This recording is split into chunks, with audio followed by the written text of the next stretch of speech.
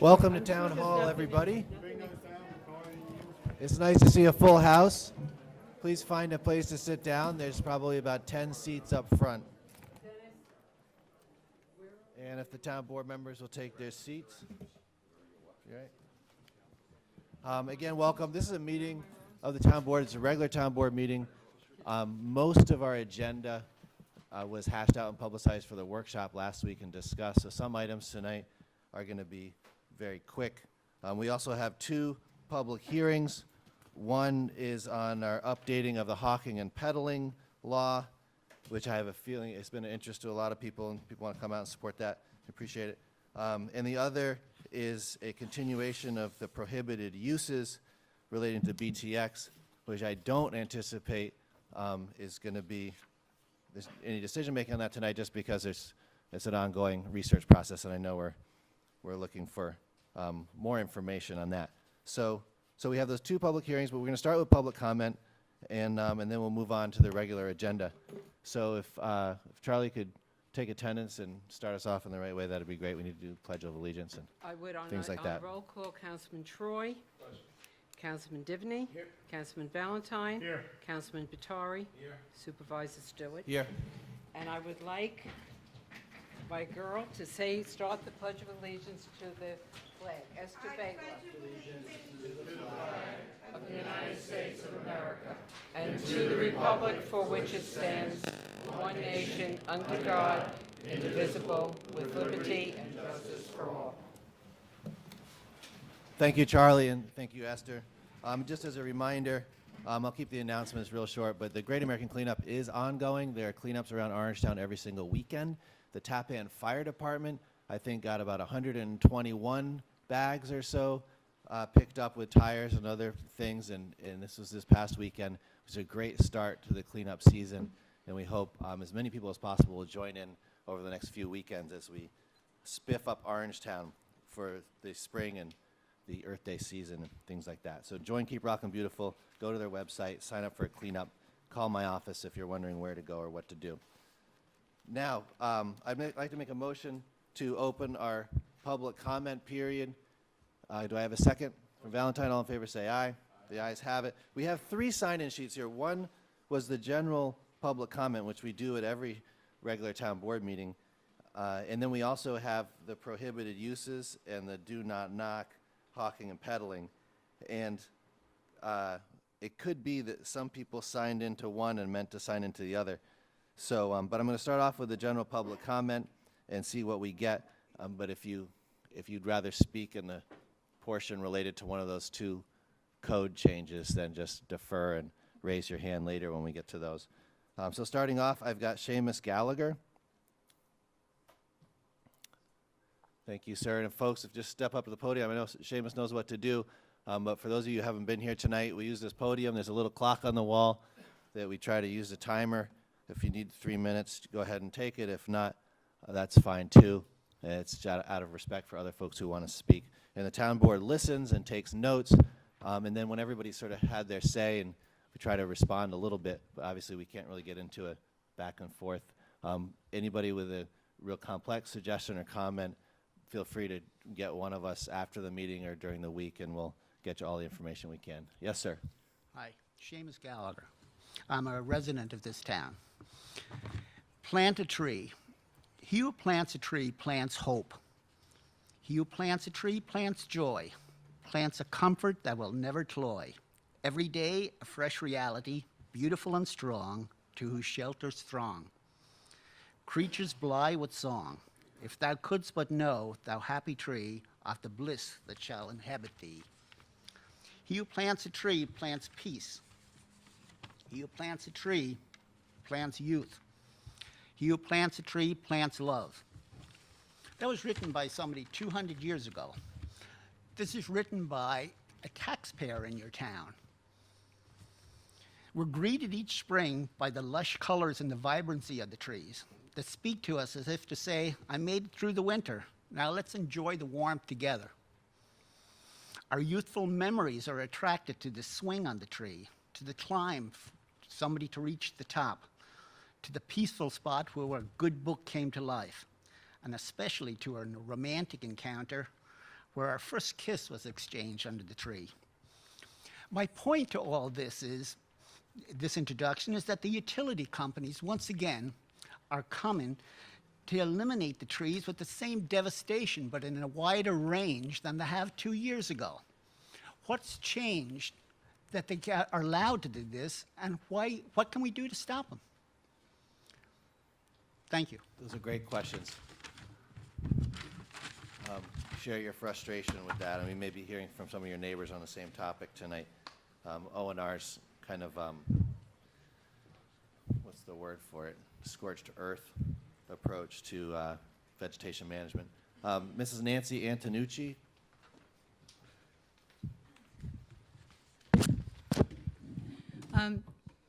That's okay. Good evening. My name is Nancy Antonucci, Chairperson of Reason. I've come here tonight speaking on behalf of my group, which supports a yes vote on what I believe is item number 8 on the agenda, an agreement between the town and Rockland Filming Campus regarding the development of Rockland Psychiatric Center. Over the past 2 years, I have followed the progress of Rockland Filming Campus and its owner, founder, Eugene Kamali. I have been included in meetings with him, his associates, and town officials. My thoughts after these meetings is that his plan makes sense and is viable for the development of the property. After discussion of my impressions with my group Reason and its board, we believe that this arrangement would benefit our town. It has a financial component and is short-term with options included. It will allow Rockland Filming Campus the time needed to complete its feasibility study while permitting the town to listen to the ideas of other potential developers. Reason supports the town board in an affirmative vote tonight on this resolution.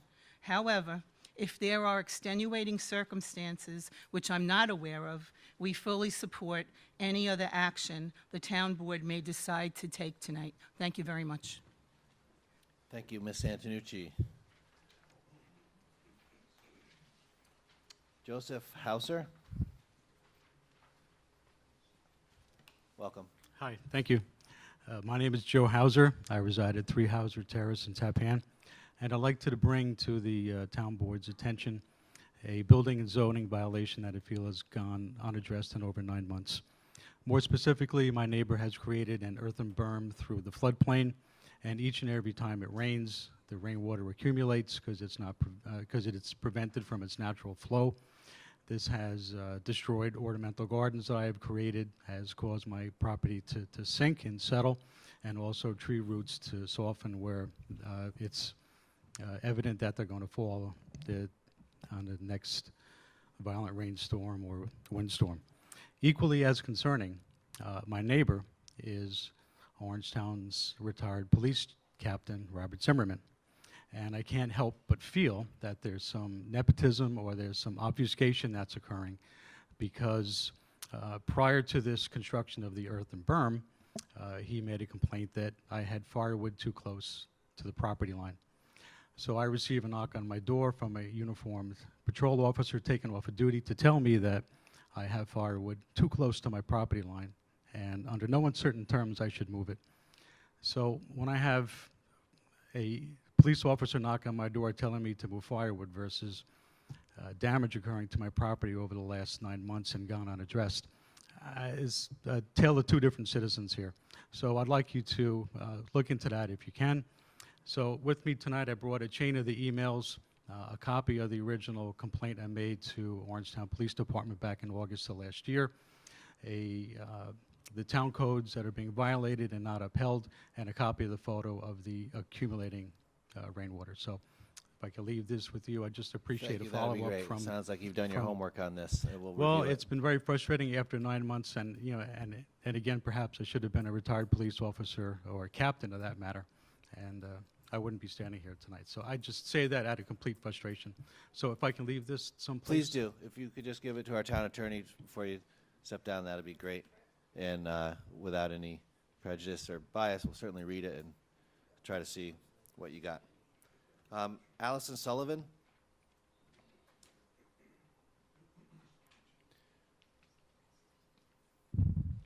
Hello again. Hi there. My name is Allison Sullivan. I live in Blauvelt, New York with my husband and 2 boys. I'm here again to state my concerns about the emissions and odors from Aloof Plastics on Glenshaw Street in Orangeburg. They sit off Route 303, right behind Dominican College and St. Catherine's Church, where there's also a preschool. This is what I know about Aloof and what they do. Aloof is a plastic bag manufacturer that runs 6 days a week, 24 hours a day. They process virgin polyethylene pellets in one area to create bags. In another area, they recycle rejected plastic products to create their own pellets and then to produce bags. The pellets are high-density polyethylene and low-density polyethylene plus sometimes additives. One of the additives is called triclosan or microban. This makes the bags antibacterial. New research shows it is a possible carcinogen. The pellets are heated at high temperatures and blown through extruders. Aloof started as an 8-extruder, 100,000 square foot company and has grown to over 80 extruders and 500,000 square feet. I've heard that they would like to expand further. So who regulates what is happening over at Aloof and makes sure they are doing right by their neighbors? As of now, we really aren't sure. If we didn't bring attention to this issue, then they would go on growing and spewing the obnoxious odors into our community. The health department no longer has an air division. It was cut due to the budget. A few years back, someone was in charge of the air division at the health department, and he was very diligent about keeping Aloof in check. Sadly, he passed, and that is all gone now. So then, the DEC should be dealing with this, which we think they are, and hopefully will shed some light on what is going on at Aloof. The DEC mainly deals with emissions and wants us to continue to report when we smell odors from Aloof. The odor is obnoxious, and the town code 4.11 states this. Applicable to all non-residential uses, no land or building shall be used or occupied for non-residential use in any manner as to create any dangerous, injurious, noxious, or otherwise objectionable fire, explosive, radioactive, or other hazard, noise or vibration, smoke, dust, odor, or other form of air pollution. Who enforces the town code? We really don't have answers on this. I know Andy took a tour of the facility to see what he could find out. He too said the odor that was in the building was strong and that nobody was wearing protective masks. I've done some research on plastic bag manufacturing and will share any information I find. I found information that states that high-density polyethylene and low-density polyethylene both contain toxic chemicals and that benzene is used as a solvent in the production of low-density polyethylene. Benzene is a recognized human carcinogen. This is my question. Is this company something that should be so close to homes, colleges, and other schools and preschools? I am hopeful we can all work together to find out the answers to these questions and come up with the solutions for the safety of our community. Thank you. Thank you very much for that comment and proposal. We're in a little bit of an unusual situation tonight because we have a lot of folks here, and the town board had to meet on a personnel matter before, so it set us back a little bit. We have 2 public hearings, and the thing with public hearings is they're scheduled for a certain time, and they're supposed to take place as close as possible to that time. So we have a lot of public commenting to do, but in a minute, actually right now, we need to switch over to our other public hearing, do that, and then come back to general public comment. I hope that makes sense to folks. Everybody's here to participate, and some people are here to speak, and we want to get that going in the way that we plan to do it. And folks who came out for a hearing at 8 o'clock, that takes precedence over general. So we're going to switch gears for just a few minutes here and make a motion to open the public hearing on the proposed local law amending Chapter 18 of the Town Code relating to hawking and peddling. I have a motion from Tom Divany, a second from Dennis Troy. All in favor say aye. Aye. The ayes have it. Thank you guys, and thank you for bearing with us a little bit. A few people signed in to speak about this.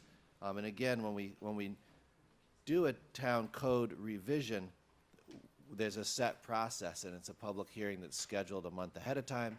It's notified in the newspaper, and it's part of our duty to hear what people have to say before we make any changes in the town law.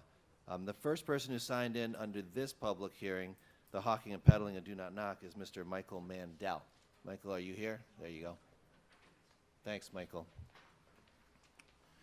Michael's also a member of our planning board. We thank you for your service there. Thank you, Mr. Supervisor.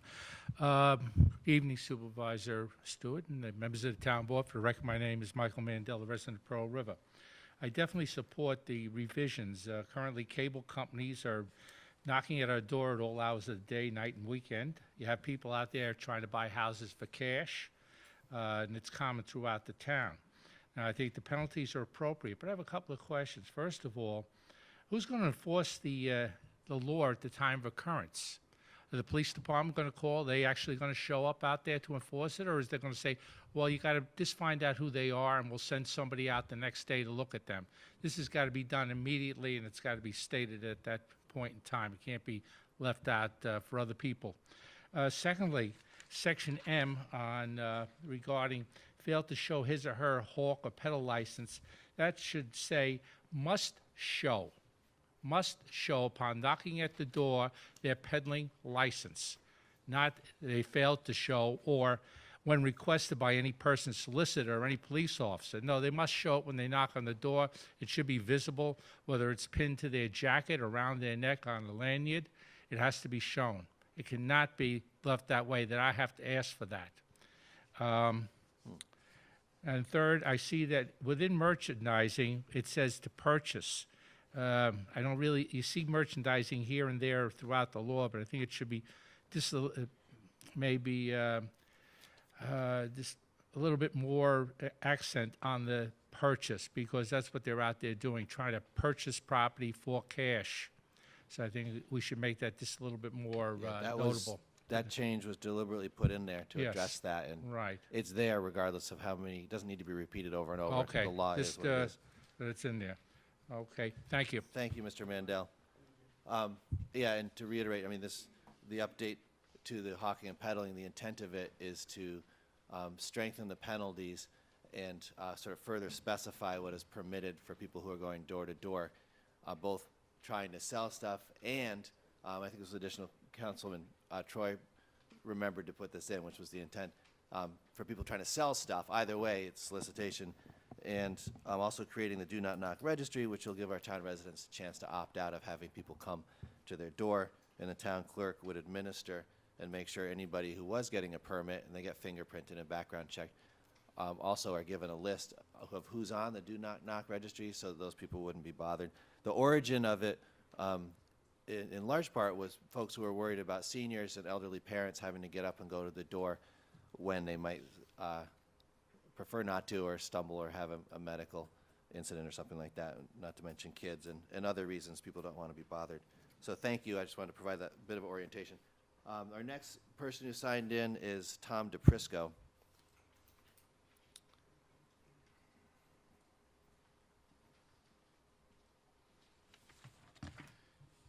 Good evening, Supervisor Stewart, members of the town board, the public. For the record, my name is Tom DePrisco from Pearl River. I applaud the town board for making the amendment to Chapter 18 with regard to the hawking and peddling. I think it's very necessary, as Mike just mentioned, with regard to the cable companies and also with regard to realtors going around. I've heard stories of realtors going around to some of the homes. In a few minutes, I'll give you a little history of that happening to me in Brooklyn, New York. I just want to, and I appreciate the fact that you're going to create the do not knock provisions in the registry. I really appreciate that. As Mike just mentioned in your amendment, I think in paragraphs M, N, and O, Mike mentioned M. I think you do have to, as Mike mentioned, I indicated, I think you need to say, because it's supposed to shall comply with, M should be not fail to show, N, it seems to see it's okay to make any material misrepresentation. I think it should be not make any material misrepresentation. And O, where it says otherwise conduct himself, it should not otherwise conduct himself or otherwise herself in a manner likely to endanger.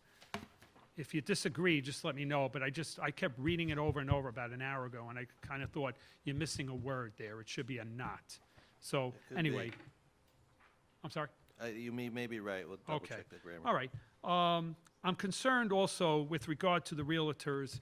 As we know, if you look at the census data over in our neighboring town of Ramapo, their population has increased at a much higher rate than in Clarkstown, Orangetown. The Ramapo's population increased 16% in the last census data. In some towns and villages within Ramapo, it's unchecked, 50%, population increased 40%.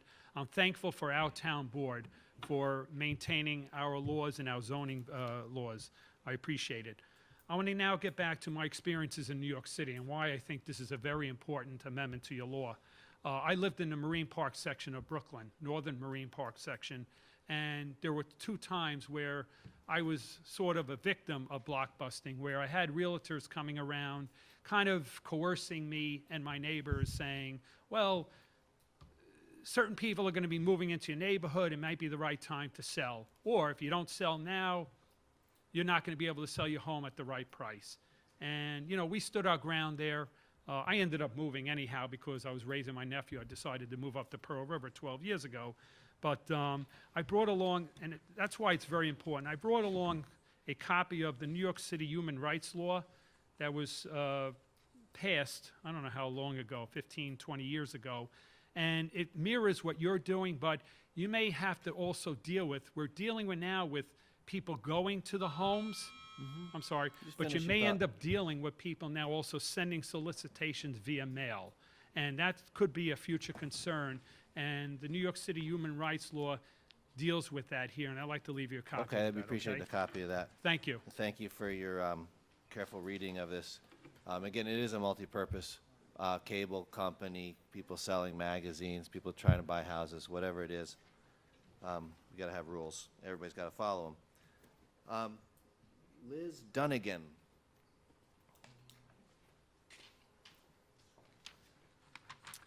Good evening, everybody. My name is Liz Dunnigan, and I have lived in Pearl River for most of my life.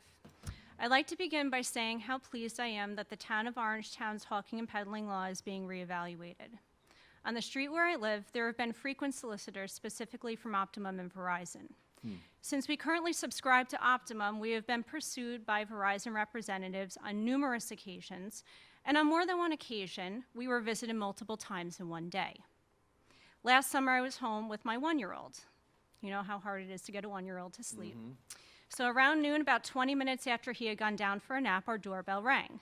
A Verizon rep wanted to know if we would be interested in switching to his company's services. With the baby now screaming in the background, I quickly said we were happy with our services and explained I had to go get the baby. Well, the rep returned a few hours later to see if I had more time to hear him out, only to wake the baby again from his afternoon nap. I was a bit more firm, and I thought I had made it clear that we were not switching. I guess I wasn't convincing enough, because he returned a 3rd time, around dinner, and asked to speak to my husband. At that point, I don't know if I was more annoyed that he had returned a 3rd time, or that he didn't trust me enough to make a decision for my household.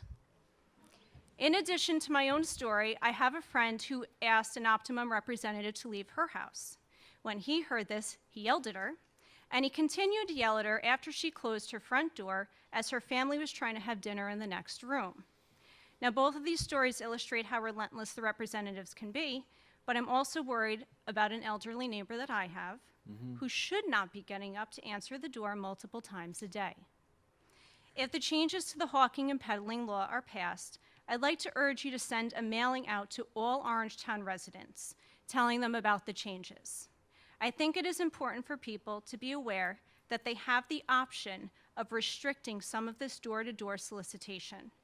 It would be ideal if people could sign up through both a mailing or online for people who cannot easily make it to town hall. Thank you for your consideration and of the proposed changes, and I urge you to vote in favor of this, and I would like to enjoy my afternoons and evenings in peace. Thank you. Thank you for your comment. In case I forget to say it later, that behavior is something that should be reported. And we encourage our town residents to call the police department if they see someone breaking the rules. Heather Hurley.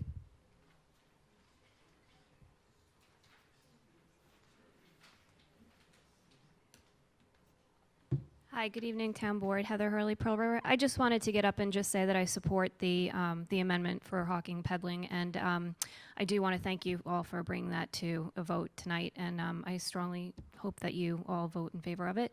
And I actually would like to echo what Mike Mandel and Tom DePrisco also said in suggesting some of those changes, because I think they're important as well. So if you would consider those too.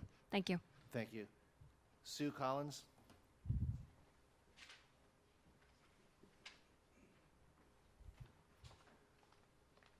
I don't have a prepared That's all right. speech here, That's so all right. I'm going to talk from my gut. Thank you all again for proposing this law. It's very important to a lot of us here who live in Pearl River.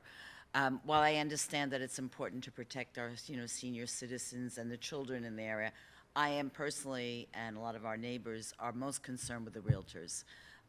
It's beyond just going and ringing doorbells. It's harassment. It's scare tactics, and this should be put an end to. And I think you're all moving in the right step, and I really appreciate it. And I think Liz, said some great things, examples too. The only thing I've noticed in the law that I just want to make one comment that I wasn't prepared or planning to address, I would love to see it for all knocking. I mean, I don't really want anybody, I'm sorry, I'm going to get frowned upon. I don't want Girl Scouts ringing my doorbell. I mean, I've got my, I don't want the Jesuits or Jehovah's Witnesses. I'm on my weekend. I work a really hard work week. I want to enjoy my house and relax, and I really don't want to be knocked on by anybody unless it's a neighbor who needs help. So I don't know why we should make an exception. I think that there are other public areas that they can go around and collect and preach, but they really shouldn't be by my house. So that's it. But thank you all. I really appreciate your initiative, and I hope you impose it with the police and not that when we call 911, which my husband did the other day when he saw somebody doing something that they shouldn't be doing on a public road, that, the police respond, this is not an emergency, when it was a very, it was definitely a safety hazard. So I hope we get, the protection and cooperation from the police department. Anyway, thank you. Thank you, Mrs. Collins. And, right. A couple of things that need to be said regarding that. We appreciate the spirit of your comment. The law we're amending has to do with commercial solicitation. Mr. James Dwyer? No? John Parada? Not here?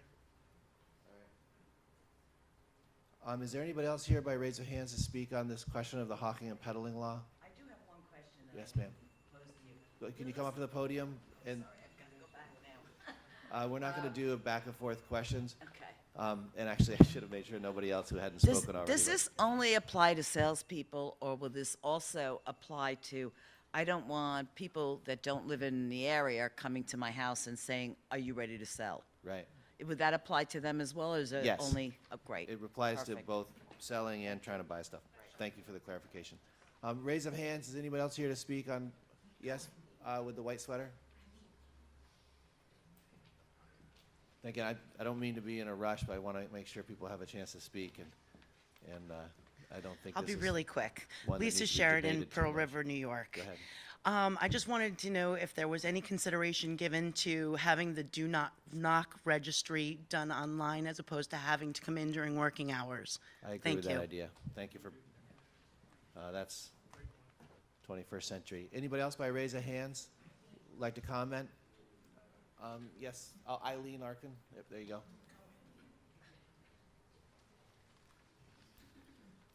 Good evening, members of the board.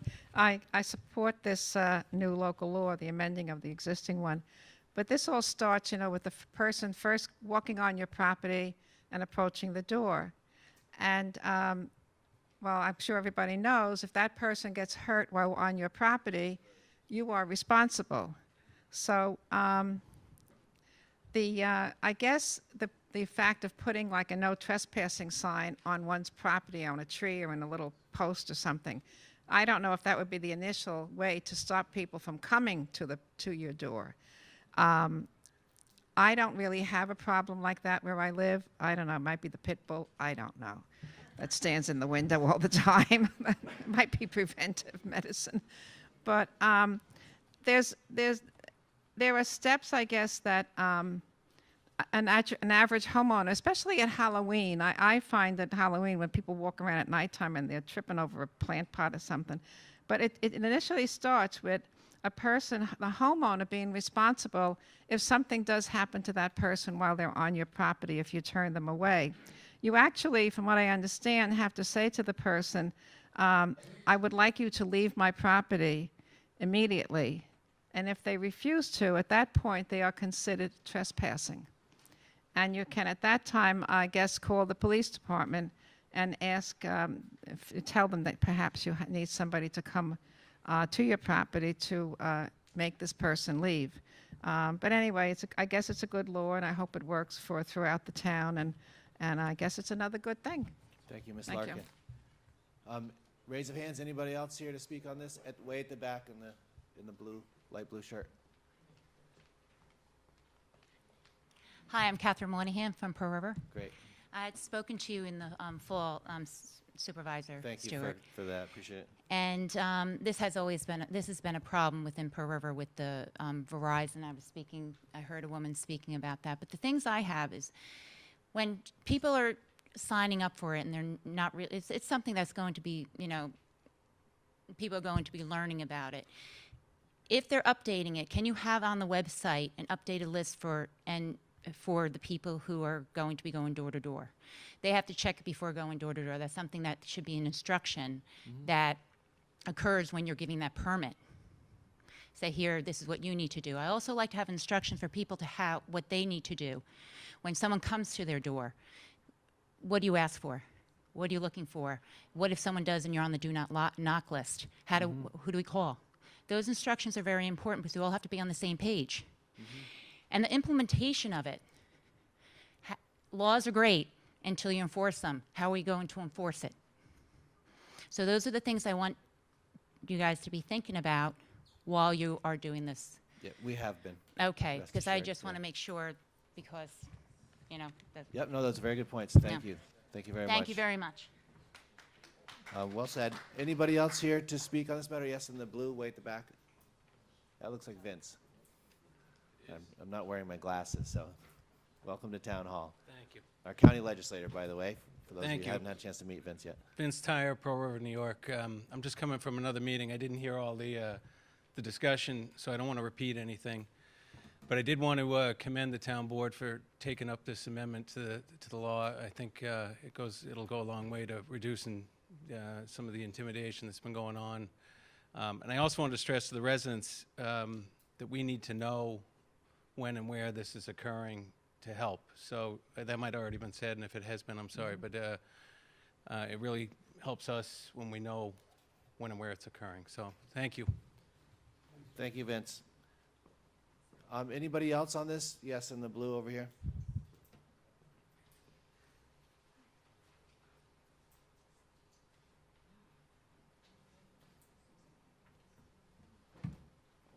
How you doing? How are you? Shane Green from Pearl River. We spoke a few times via email. I'd like to say to the neighbour speaking before me that who is going to oversee this here? This is very important. There's no point in making these laws if nobody's going to be there to, pick it up and run with it. The other thing, primary thing I'm here for is I'd like to see you have it online and you're doing the mail for people to come and sign. Is there any way we can reverse that, like an opt-in instead of an opt-out? In other words, I'd like to see all of Pearl River incorporated, and whoever doesn't like the idea can come down here anytime they feel like it and sign the document to opt out. I'd like that done. Advertising, I'd like to see advertising done on a larger scale so everybody in the neighbourhood understands it. I don't want these little small things. I want something done at a decent size. And that's pretty much all I have to say at this time. Thank you. Thank you, Mr. Green. Appreciate the thoughts. Anybody else by raise of hands? Okay, not seeing any. Yes, sir. I see one hand. Hello, good evening, Supervisor Stewart, members of the board. My name is Alfredo Castro. I just wanted to know, I commend you on amending these laws. I just also wanted to know if this will lead to future potential changes with the other laws involving vendors and peddlers, because yes, this change is good for all of us. That it'll enforce them on not having to come into your property, but this perhaps will just lead them to find other ways to still communicate with their homeowners, whether it be via phone calls or via paper mail. So I just wanted to know if you would eventually come up with new laws that would maybe prevent them from finding out other ways of scourging with these current changes. Thank you. Have a good night. All right, thanks for the question. Anybody else? Not seeing hands up, I'll make a motion to close this public hearing. Second from Tom Divany. All in favor, say aye. Aye. The ayes have it. Let's see.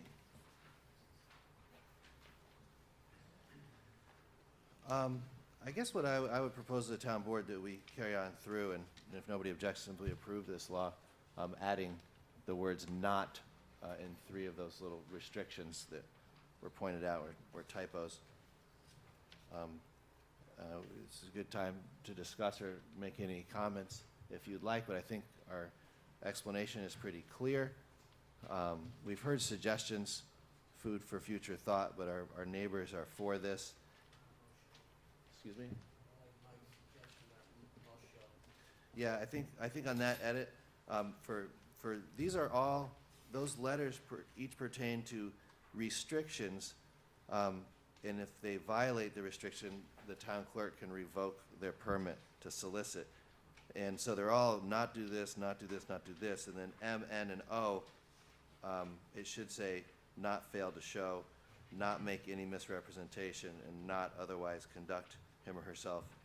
So I think those are simple edits. We appreciate the correction. Besides that, I think it's pretty clear. Right, it's just a grammar thing. I mean, if you want to leave it that way, you can. It's just that these are all restrictions and every other one. But, I think the people are going to understand it either way, so. Yes, sir. Go ahead. Yeah, go ahead. Thank you. Dennis, One of the things I want to say about this law has evolved. They have the law like this down in Toms River, based on some issues down there. And one of the things that when we initially put the law together, one of the things I asked is, what's the penalties? And the penalties weren't much. And it's one of the things I learned, this is from a Hibernian organization I was in. I had somebody once asked, what's the penalty? And the answer from the president was, there is no penalty. And the person that I knew said, I'll take the penalty then, because there was no penalty. It's a thing where you have to make sure that there are serious penalties, because otherwise people don't take your law seriously. They don't. And they'll continue to do whatever it is that they're doing, whether it's Verizon or it's Optimum or whomever. And the other key thing is in terms of the enforcement. It's a thing. I came out of the Bronx where there was blockbusting, as Mr. DePrisco talked about, and I was very aware of that. I happen to believe there's a lot of, it's not just salespeople going around, it's intimidation, it's harassment, and I think it's systemic. To me, I would like to see, the federal government hopefully is looking into some of this stuff and hopefully looks into it further. But in terms of this being enforced, it has to be enforced. And I had spoken to the police chief before, and I think it is very important that the police do respond on these things. But again, we got to be careful. If somebody's trick-or-treating, somebody's calling 911, it ends up destroying your law and enforcement or whatever. But I've gotten calls, and I know what my suggestion would be in terms of some of these people coming to the door. I won't say it here. We are the town of friendly people, after all. The town of still friendly, yes, it is, yeah. Let us not forget. Yeah, so it's a thing where I'm counting on the police chief and our police department, which we have a very good police department, and I think they would share the same concerns. So, and again, it comes from the top, Chief, you've given me your word that this would be taken care of. So I'm just giving you that reassurance. And we as a board stand together on this, which I think is important. Thank you. Thanks for that comment, Dennis. I just want to add, I mean, we have the problems with, I mean, Verizon and Optimum. I think we switched 15 times in 2 years because they were offering us like $500 off. I didn't know who we had, but it is annoying. They come constantly. But I think as a town board, we need to send out notice of the change of the law to Verizon, to Optimum, to the Rockland County Board of Realtors, to all the major real estate companies in Rockland County, to realty teams, to Mark One Real Estate, to BHG Rand, Joyce Realty, Wright Brothers. All of them need to know that these are our laws and that, you know, that we're going to enforce them. And they're the controlling body for the realtors. Verizon and Optimum should, you know, control their salespeople. The problem you have there, Ms. Dunnigan, is they offer them like a $1,000 bounty to get you to change over. And that's the truth. And, you know, and the realtors, you know, have to be made aware that Orangetown's going to enforce its rules, and their realtors are going to be subject to substantial fines if they violate the rules and the laws of Orangetown. So I think, Andy, we need to do that after we pass that tonight. And I just want to also say my support for this. I'm very happy to be part of this law. I think it's important for our quality of life. And I also like the suggestion of being able to do this online. We should be able to sign up online and have the stickers sent to your house. Again, we have to use discretion when we're calling the police if someone breaks the do not knock registry. I don't think it would be ideal to be calling if somebody's selling Girl Scout cookies and you don't want to buy them. But if you have a pushy real estate person, I absolutely expect you to do that, and I think it would be the right thing to do for your neighbors. You're not only doing it for yourself, you're protecting your neighborhood. Just to wrap that up, I got one other point. I'm sorry. go ahead, Dennis. I commend the people who showed up here tonight, you know, whether to listen or to speak. But what is important, once this law goes in, like if you have your do not registry on your house, and 10 other houses on your block don't have it, it's not necessarily helping us. You know, it's a thing where you have to talk to your neighbors. Not everybody reads the Our Town, not everybody reads Facebook. Maybe good reasons. They don't necessarily read the Journal News either. But it's a thing where word of mouth helps, you know, in terms of the community should stick together. All right? So, that's it. Just into the point that someone made in terms of what you do, it's not just calling the police. It's also, you know, take a picture, write down vehicle description, the kind of things you would want to record and make sure that the town hears about any violations. Having said that, and just as a reminder, this is an amendment to a law about commercial solicitation. The courts of the country and the Constitution do set some limits, very strong limits, on the extent to which you can restrict people from just talking with each other. It's one of our constitutional freedoms. And so when it comes to religion, when it comes to charity, when it comes to education, these are things which the courts protect. And I would just remind us, you know, we want to be disciplined and focused on behaviors which we find objectionable. It's very important that we remain the town of friendly people, because in spirit, we should know our neighbors. We should knock on their doors. We should share information. We want to make sure if someone is feeling harassed in some way that they have the support, that they don't cave in just because someone keeps knocking on their door. People are vulnerable, and the people in this room are people who are sort of awake to this issue, and it's important to spread the word and take care of each other. So I just wanted to say that. We're not trying to create a kind of a no-fly zone for all different kinds of speech and socializing.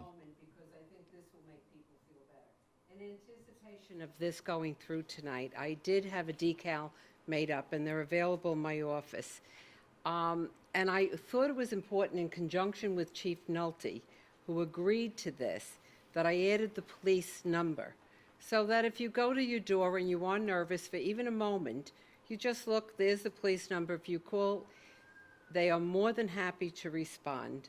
I have the decal. In fact, I put it up on my side door of my office.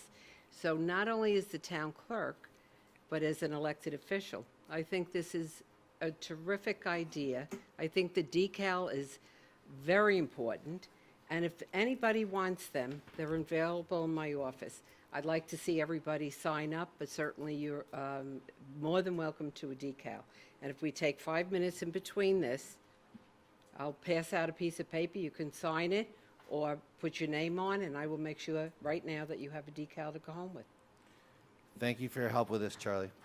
Why don't we move on? There's a motion for a lead agency and like that. I have a motion for lead agency from Councilman Divany, second from Jerry Batari. And issue an ag declaration with respect. Under secra, a negative declaration. There's no environmental impact for this. All in favor, say aye. Aye. The ayes have it. Item number 4 is the adoption of the new local law amending Chapter 18 of the Town Code relating to hawking and peddling. I'll make a motion from Divany, a second from myself. All in favor, say aye. Aye. The ayes have it. We now have a new law. Takes effect as soon as the state. Thank you for that. If everything were so easy, right? I'm going to go down to my office now. I don't want anybody to go home. So Anyone who wants to go sign up with Charlotte can go down to her office right now. why don't you want to take a 2-minute break? This will, Or you want no, to keep going? we do have another public here. Okay. All right, we'll take a 4-minute recess. Anybody who's just here for this one issue and wants to leave, feel comfortable doing that. Yep, we appreciate that. Thanks. All right. Continuing conversation about a proposal which has been amended and reviewed a few times, having to do with the prohibition on the production of benzene, toluene, and xylene, the manufacturing of that in Orangetown, and it's something that I care very deeply about and that the town board has worked hard on, and the members of our community, some of whom are sitting here, and we appreciate that, have really contributed to, raised questions about, and kind of created conversation that's gone really far beyond the original proposal, which I made, I think, or probably in tandem with a bunch of other people, to simply prohibit BTX production at the manufacturing level. Now we're into conversations about how to distinguish between different levels of production, and I think that conversation is probably going to keep on going for a little while. I know Councilman Divany has spent some time on it, and as have I. We are speaking with as many knowledgeable people as we can find. But the status of the item right now is that we had scheduled our public hearing to continue for tonight to collect any other comments that people might want to make.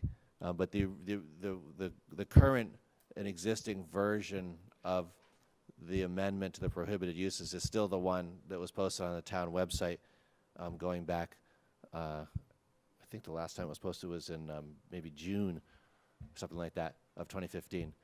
So, or it could have been February 2016. The point being that we're here to have a few comments, if there are any, and I think continue the work.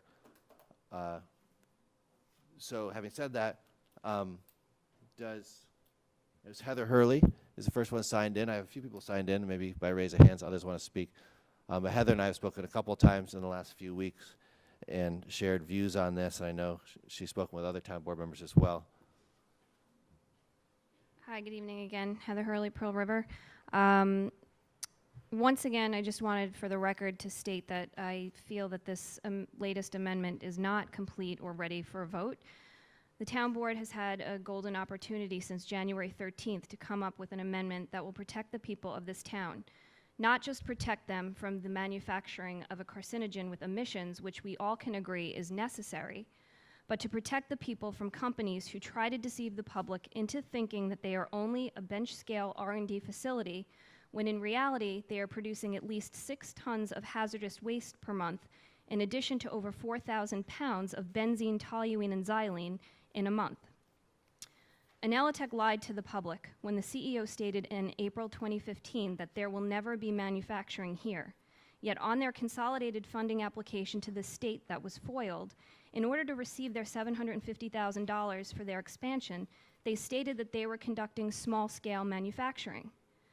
With the current amendment as it's written, any company will still be allowed to come into Orangetown, self-report that they are R&D, when in reality they are manufacturing large quantities with pilot and demonstration scale plants.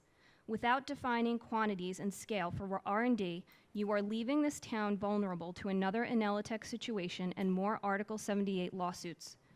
It has been 3 months since Inelitech announced that they were moving their production of BTX to Texas. This board has had ample time to research quantities and scale for true R&D versus manufacturing. The public provided peer-reviewed research materials and offered suggestions, but this board cannot use the excuse that the one contact that was given to them never called them back.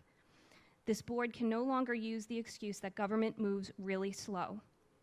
We appealed to this board over a year ago to amend the town code on prohibited uses. We asked to define scale and quantities, and many of you agreed that that was a good idea. What is your plan from now until the next town board meeting in terms of compiling more industry standard information and writing a complete amendment that will secure the future of this town for which a vote can take place? Thank you. Thanks for your comment, Ms. Hurley. We'll hear a few more comments and then have some discussion. Amy Wertheim? Okay. That was concise. Michael Smith? How are you, sir? How you doing? I'd like to thank the board for its service to the community. My name is Michael Smith. I'm a resident of Blauvelt. And one of the things I'd like to do is recommend that in addition to manufacturing, you also add terminology for recycling and processing of these chemicals.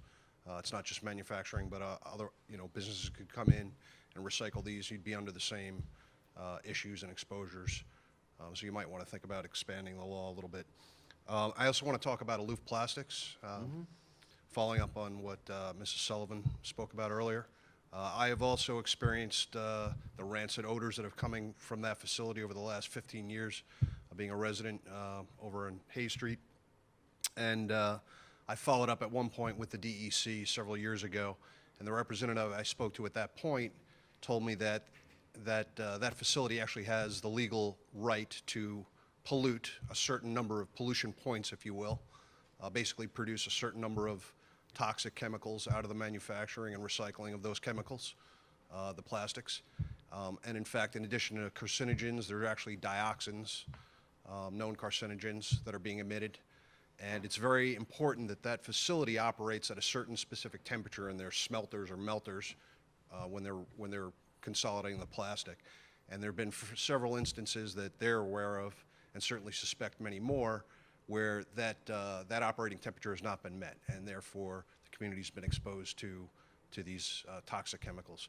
And while I understand... Sorry, could you repeat, who's your source on this information? I don't have this specific representative, but this is the representative that I spoke to at the DEC, and it was several years ago. Oh, okay. It was about 7.5 years ago. I could perhaps follow up on my That's all right. records. No, I was curious, yeah. Anyway, so this is a facility within a half a mile of a high school, within a half a mile of a elementary school. Obviously, a lot of residents. We have a college, your town hall, police department, et cetera. And while I understand, recycling plastics is certainly admirable, I'm not sure that it's really the best place to do it in a community as densely populated as this, which is essentially a residential community. So if there's any tools, obviously these people are operating legally. They certainly have the right to conduct business, but if there's any tools that we have as a town and as a board to utilize to try and leverage maybe a change in policy or a change of use of that space, I would certainly recommend doing that. Thank you. All right, thanks for your comment. We are on the, I gave him latitude because he started out talking about the BTX question. We were going to, I'm sure people are here to speak about aloof and the general public comment. Got it. But on the BTX, is there anybody else here to speak or advise the board on that? Yes, hand in the back.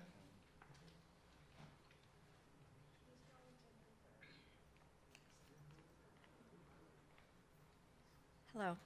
Liz Dudley, Orangeburg, New York. Orangeburg, obviously. I was part of the Nellotech movement, and I came here several times to discuss how I felt and to advocate for my children. And at the end of the process, to say that I was defeated is an understatement. Thank God for people like Heather Hurley who took the fight longer, because I was done with it. I was really just really disappointed with the board. When you move to a place like this, you check the schools, you check the neighborhood, you check to see if it's a busy street. You shouldn't have to check to see if somebody is creating chemicals that can cause cancer. So I think it should be the utmost important of the board to take care of all the people that live in this town and make sure that they look out for our health and for our children. That's all I really have to say. Thank you. I think we all share that sentiment for sure. Thanks for saying that.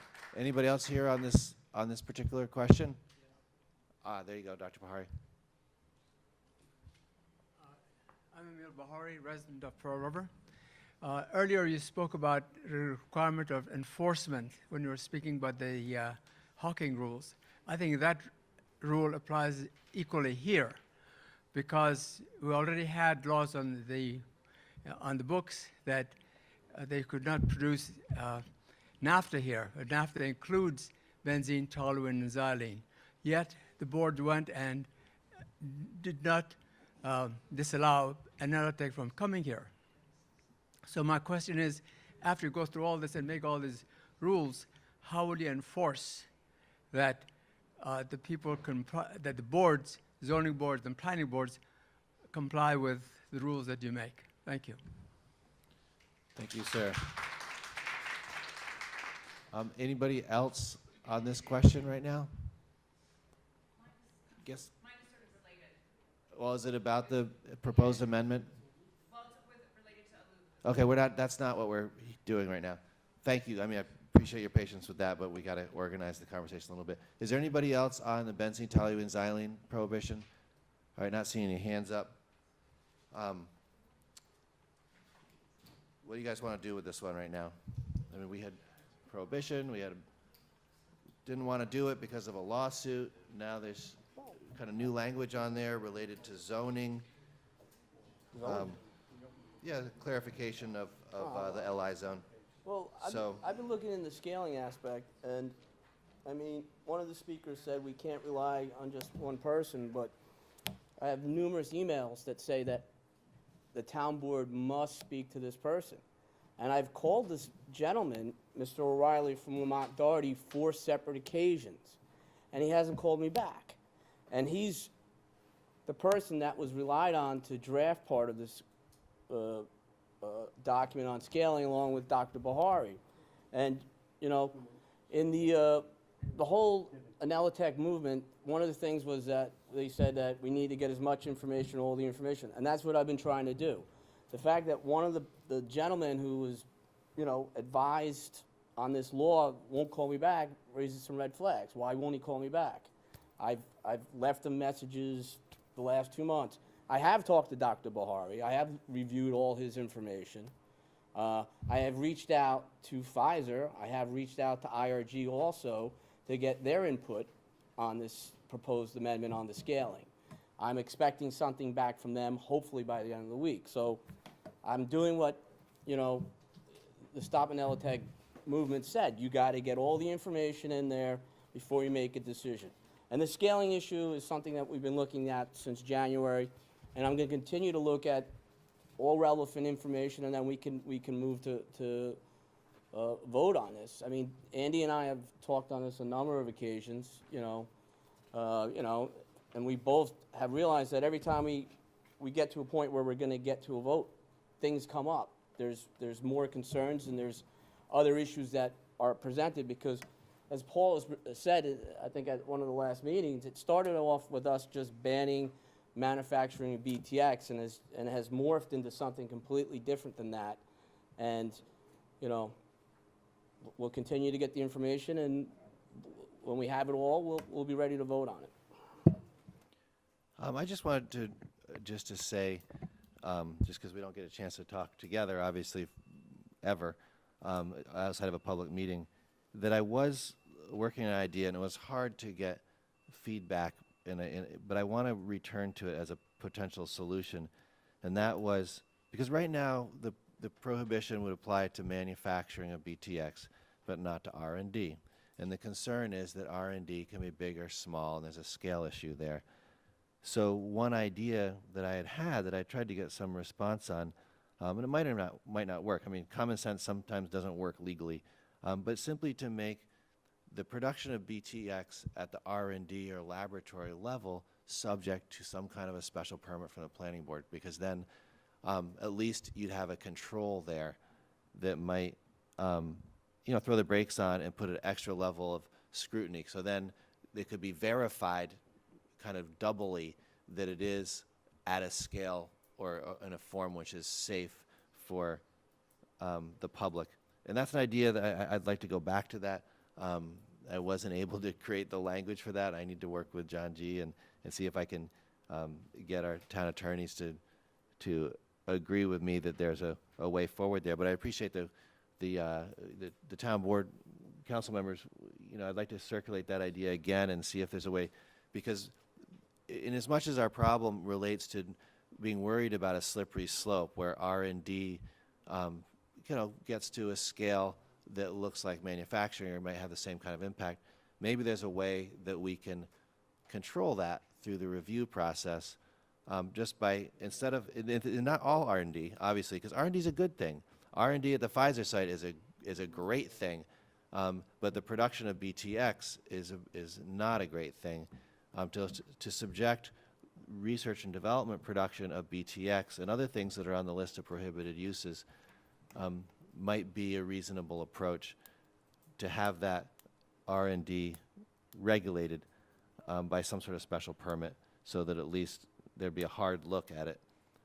And that's just an idea that I was working on. I had circulated a memo to the town board. I hadn't really got a lot of feedback on that, but I'd like to push that again and see.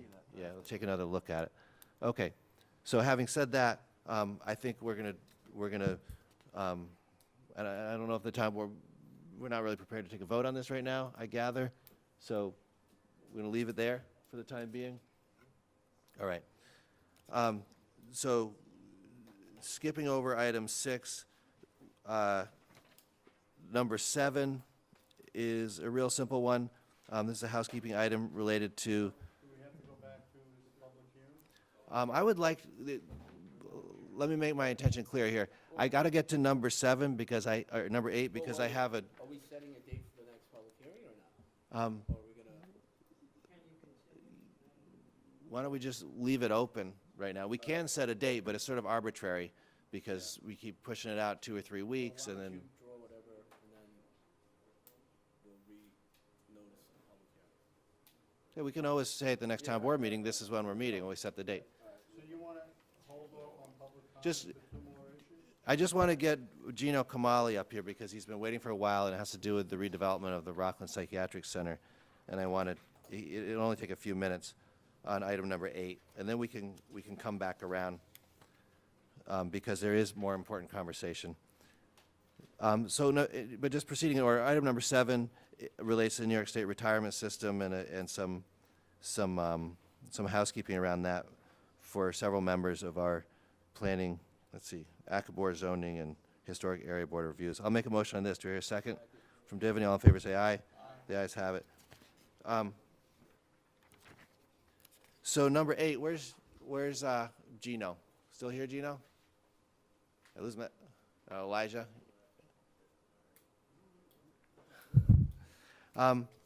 This is, what number 8 is a, yes, sir? First, people may have comments about number 8 or something else. We're going to bypass the public portion. You know what we can do, Mr. Mandel, because you raised a valid point. I want to have this conversation with Gino right in front of the public, and then we can comment on it before we take a vote. That's fine. It's a reasonable proposal. I'm okay with that. But let me just orient you to this topic, and Gino must have stepped out for a minute because it was taking longer than we thought. The the company that he has is making, just to orient you, one of my main preoccupations, Gino, if you could just come to the podium for a minute, as town supervisor and the town council, is to figure out an appropriate, low impact, tax positive and clean redevelopment of the former Rockland Hospital site. And we regularly meet with developers, we entertain ideas, and our parameters for that redevelopment are printed in our draft redevelopment plan that's on the town website. So it's a conversation that's happening all the time in town hall. Over the last 2 years, I've been having conversations with Gino Kamali here, related to a movie industry funded redevelopment of the core area of Rockland Psych, where the town owns 50 big dead hospital buildings with asbestos in them, looking for the right development. And he has, done a tremendous amount of research and pulled together a kind of a concept for that. And we're at the point where he's working with his bankers and we're kind of clarifying concepts, and it felt appropriate this time to have a little agreement, which is what's printed here, essentially saying, he's spending maybe $70,000, $80,000 on a feasibility analysis, independent, to give to the investors. The town is interested in seeing the proposal move to the next level, and we're making a commitment in this agreement for a small fee of about $9,000 a month to simply not sell the land to somebody else over the next 6 months while he finalizes his feasibility, gives it to the investors, and hopefully gets the green light. Now, having said that, I want it to be just completely clear that the agreement that we have here is not a binding agreement to sell land to Gino or anybody else. It is an agreement to work together and to forego selling it to someone else for a little while, contingent on his providing his feasibility and Godspeed and success, and the bankers who we had sitting right here not that long ago will look you in the eye and say, Gino, we've got your back on this, and we'd love to see it succeed. So if you could just say a word or two about how we got to this point and what you see happening over the next 6 months, that would be helpful. And I know you also had some edits you wanted to propose on this agreement, and I don't know how far into that we can really get, but I know that you... They're minor, and there's something that I gave over to John that we were hoping to get these things sorted out. Okay. Yeah. That's easy. He just read off. But they're minor pieces. But anyway, so what I'm here to discuss is the 52 old buildings that are sitting in Rockland Psych. We're looking at taking all those old buildings and either revamping them or repurposing them into 11 sound stages, as well as other facilities that are used to support film production, basically.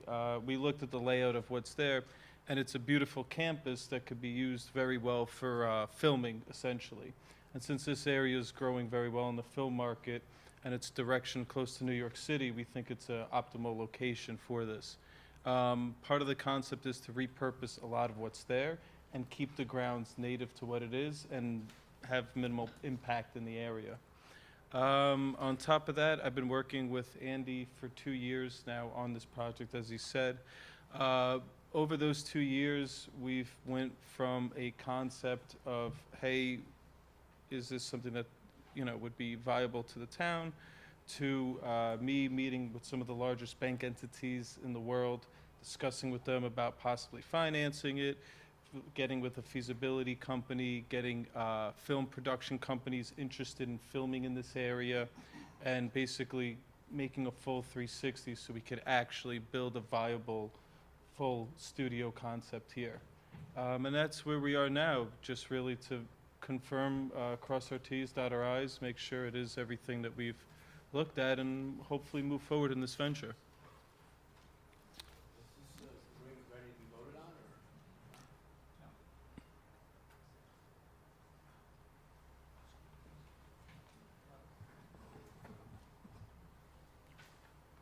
Understanding that this is, a significant undertaking,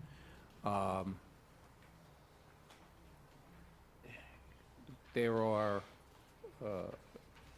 a few changes that have been suggested which are not at all problematic.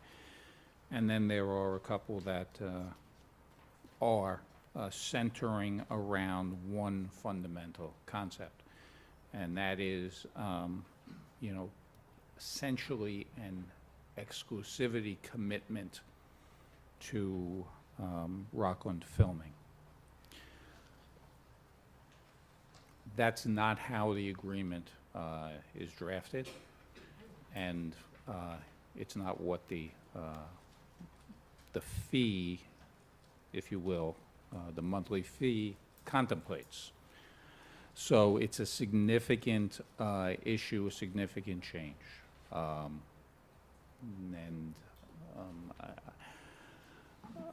I certainly wouldn't,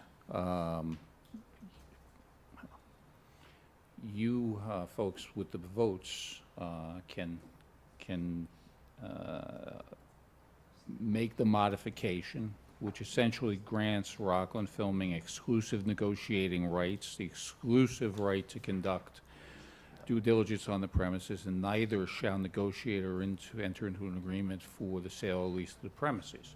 And I understand why that might be desirable, but, you know, we're not going to do that on the fly here without having read it. And, Right. So, you know, I mean, we could either approve this one or just hold off a little bit if you want us We'll to. hold off. I just, Okay. at least I came out, gave an explanation of Sure, the no, we project, really what we're looking to appreciate do. that. This is just, again, minor stuff for, you know, legal side. And Lawyer it's- stuff. Yeah. Lawyer stuff. It's mumbo jumbo. John knows how to speak it, though. I'm not familiar with it. We appreciate that. There's a price for that language. It's just. Fair enough. That's fair enough, Gino. You know, it's a little bit of a work in progress, but the intent is there, and if we'll take a look at the proposed changes and see if it makes sense or not for the town to sign that. But in any case, we want you to keep working on pulling your proposal together. Of course. And when it's ready, we'll have a public presentation of that. Perfect. I'm sorry, Andy, where does Rockland Children's Psychiatric fit in with this? Would you want to speak just for a minute to the Rockland Yes. Children's Psych Hospital, which is it's state-owned land, just for the benefit of the people who don't spend every day on this. It's state-owned land, which is currently being used by Orange and New Black for a TV production, which is presumably for sale at some point. And Gino? Yeah, part of the design that we have also includes the Rockland Psychiatric portion of it. Asterisk pending if the state wants to sell it as part of doing this.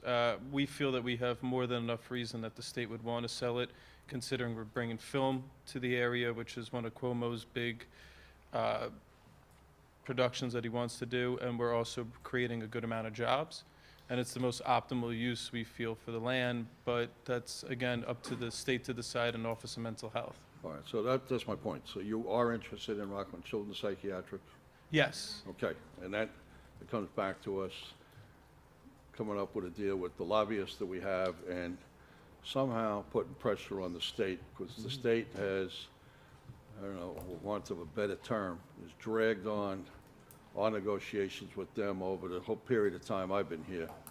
The better to deal with the mob than to deal with the state. You know, it's just not honorable people. Yeah, I think that Dennis, we're I going to think get the cooperation we're looking for once we have a Yeah, I preferred think developer. what, part of what they were looking for was a plan, and what Gino's offering is a plan which may entice them to join our plan.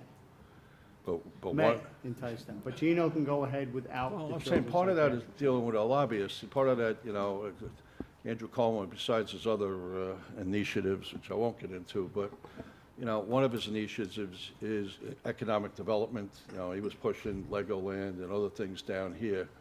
I would think he would be interested in the economic development of Rockland Psychiatric Center, but it's a matter, he'd have to put, and the governor's office put pressure on the Office of Mental Health and the Empire State Development Corporation, which have not been cooperative at all over the last several years. We need pressure in Albany. If I may, I think on the Empire State Development side, since Cuomo's office is the one that dictates what direction they look, Their $420 million tax incentive that they've put out has created over $5 billion indirectly.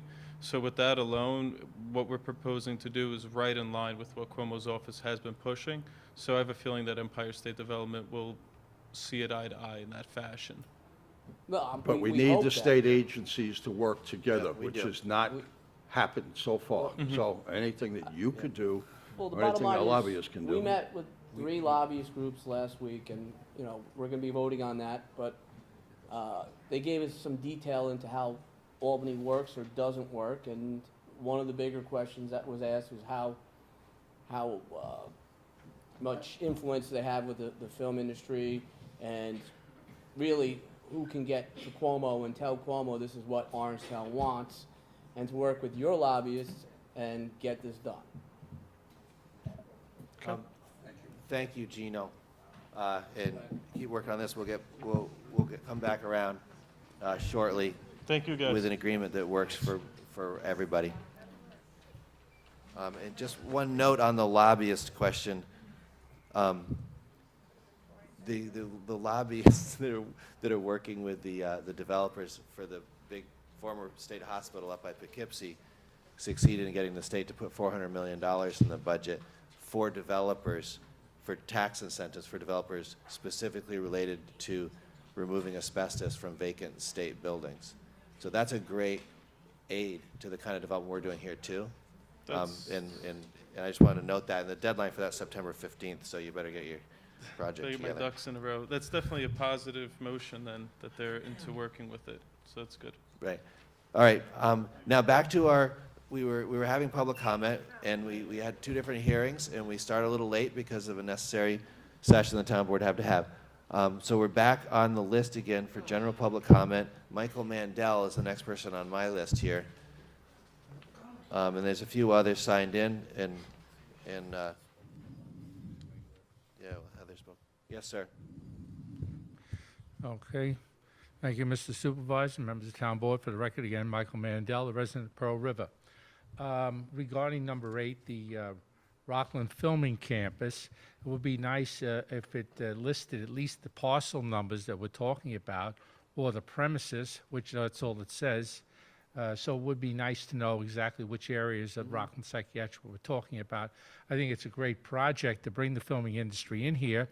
And if we're talking, I don't know what specifically the exclusivity rights they're talking about, but might be something to look at to bring them in. If we can get rid of a lot of the property, all the buildings, and bring it south stages and work, I think it would make quite a bit of sense. Just on that, is this going to be a tax rateable property, or is it going to be part of a pilot program?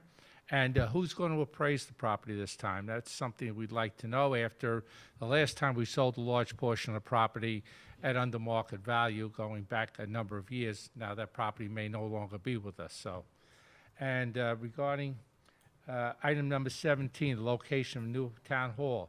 Regarding that, is a full cost-benefit analysis been conducted? What are the savings? You know, if we're going to look at, do we build a new town hall, or we renovate the old one? That's And if the you look question. at this part of the building, every time they've tried to do something here, it hasn't worked. It's still too hot. It's still too cold. It never works properly. If we're going to do that, we should be looking at, and a lot of times, a new building is cheaper than renovation, especially when you're talking about 21st century cables, all of your electronics and everything else that goes into new buildings. If you look into Manhattan, when they do renovate an old building, it's a tremendous cost. Either the floors are ripped up and the wiring is run under the floors or in the ceilings. But this building here, I think, is lost. I think, too, we don't have to look at, if we're building a new town hall, whether we have to get rid of the police department and move them, too. Their building with the courthouse should be able to stand alone. I don't think we have a problem with that. It's an up-to-date facility. The courthouse is fine. We can rip down the rest of it and consolidate everybody else, including parks, into our new building. Buildings department, bring the records from the mountaintop down, so we don't have to go up there anymore. That should be all part of our new facility. And then, you know, what savings are we, what are the actual savings? You know, consolidation, what are we saving as far as all things go? Last comment, too. I asked this on March 1st. A gentleman asked it at the last meeting. Applied Golf managed the Broadacres Golf Course last year. According to the contract, a certain monetary goal was set. By now, last year's books should have been closed out, and the town can determine if they are over or under the amount specified. Accordingly, if over, the surplus will be divided between the parties, and if under, both parties will split the deficit. My question, did the cost come in under or over, depending on which one? How much did the town receive, and how much did it cost the taxpayers? At the March 1st meeting, Mr. Supervisor, you said that the Finance Department would come up with a report so we'd know. Right. Last meeting, you told the gentleman who asked, you said to him, well, come in and we'll tell you. I think it should be known to the public and every taxpayer in this town exactly what the answer is to and that. What Thank you. we've said and what I've said again, and we've talked with finance about it, is that that report is, I think it's scheduled for, is it May 5th? May 3rd, because the town has its independent audit, and you want to see audited figures. Okay. So people keep coming in and say, where is it? And I keep saying, going to do the audit, and it's almost finished, and then have that report.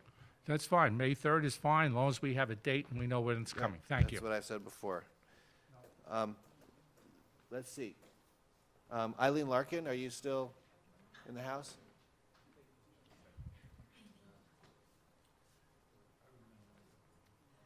I'll speak about two items, I think. Thank you. The redesign of the town hall or the replacement of the town hall. It's much needed. The people who work down in the buildings department is horrendous, and all the maps and everything that are just sitting all around the place. And I often wonder how they work down there, and the assessors department is cramped over here. So I think the concept of either redesigning this town hall or perhaps building a new one is certainly something that should be considered. But what I should like to say is that in Orangetown, we're rich in history, and I believe this building was built sometime in the late 50s, early 60s. And in the design world today, we have now become mid-century modern, and those people in the design world are looking to preserve buildings that were built during that time, and also decorate their homes and furniture that was popular during that time period. I think this is the only commercial building in Orangetown that is mid-century modern, and even the light fixtures here certainly are very interesting. I hope we don't lose them somewhere along the way. You can take some home with you when we finish. But no, that's okay. So hopefully the architecture company that you pick will keep in mind that we are rich in history, and whatever direction you go, it's too early really to comment on anything. But I think it's a good idea. Buildings department and assessors and everything is just, we've outgrown the building in some ways. The other issue is the Suez letter that everybody got in the mail last week about the, I think, trihalomethanes, I believe, in our water. And I believe they said that a lot of the contamination was coming from the surface water. Now, we all know throughout the county we are building and we are turning up the soil. And what happens when that soil is turned over and the water, then the concentration of the water, who knows what's going through the soil at that point. Suez, I talked to a gentleman at Suez, and they're working now with seniors creating a different base. If you use less water, you won't pay as much fee as somebody who has a pool and what have you and sprinkler system. Now, I believe that it would be nice if the gentleman from Suez, I will give you his name if you want, came to the town board and gave out this information. They are doing it. They're going to senior groups and they're talking to the seniors, but they're not giving this information out publicly.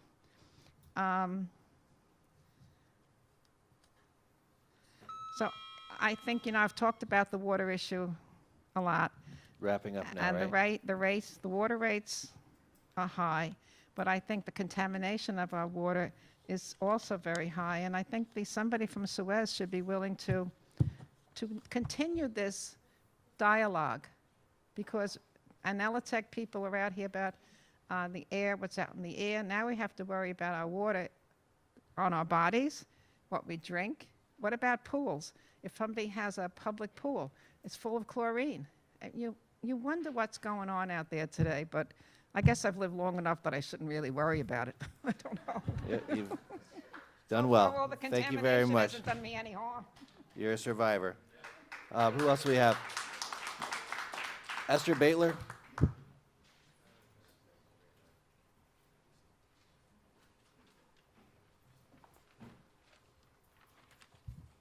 Good evening, Supervisor Stewart and all town board members. For the record, my name is Esther Ann Baitler. I'm a consumer who lived at the Kathy Lucas Independent Living Center in Spark Hill. Tonight, I'm here to ask the board what is going on with the bus shelter for Route 340. I have not heard from anybody in the county as to what is happening. I've asked this board to deal with it, and nothing has happened. So it's a county It's project. Do you really want a me to call the danger. county and ask for you? I've spoken to Sue Myers and other people, and they said, yeah, we'll get back to you. Nothing has happened. The other thing I want to discuss, Dennis, you made one mistake. You cannot film on state grounds, and you know that. That's an OPWDD reg, that you're not allowed to film without getting prior consent. And I can vouch for saying that. You can go on the internet, look up OPWDD, DRO, and it will state you cannot film on grounds of state psychiatric centers or any of the other non-for-profit agencies without getting an okay from people. The other thing I just want to clarify, Dennis, all state agencies work together. I really think that needs to be cleared, because when it comes time to a Special Olympics basketball and they stop us from going to watch it and asking us to pay, no. That's ridiculous. I think that all the referees should go look at it on the internet, asking people to pay $5 for watching. No, that's ludicrous. I also would like to know what is going on with the paratransit service. I haven't seen anything. I've asked you guys to really work on these issues. I never seem to get answers back. All I keep hearing from all of you, oh, we'll get back to it. It's not funny. We really need a paratransit service. And I'm saying this for Venture, Dowling, Thorpe, Stack. We have to work collaboratively. I think everybody here would support that. That's a I great know idea. it's being done in Clarkstown, and we deserve it. The other thing, Thank Andy, you a for the year reminder ago, on that. I had 5 more minutes. No. I'd like to know what is going on with the LED lights that you mentioned. All right, listen, you got a lot of questions on the table. You got a lot of questions, so we're going to Without answer them me, the best it we wouldn't can be when you're Venture finished. or any of the other agencies to speak up. Right.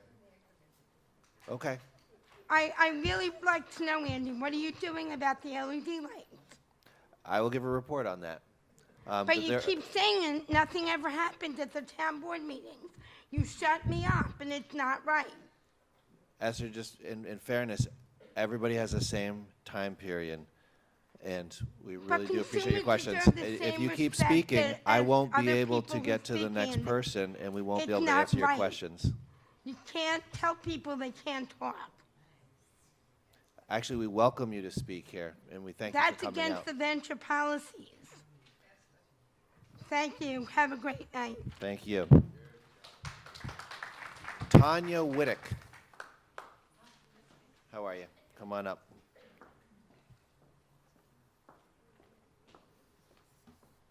Hi, my name is Tanya Wittek, and I'm a resident of Tapan, where I live with my husband and my 2 small children.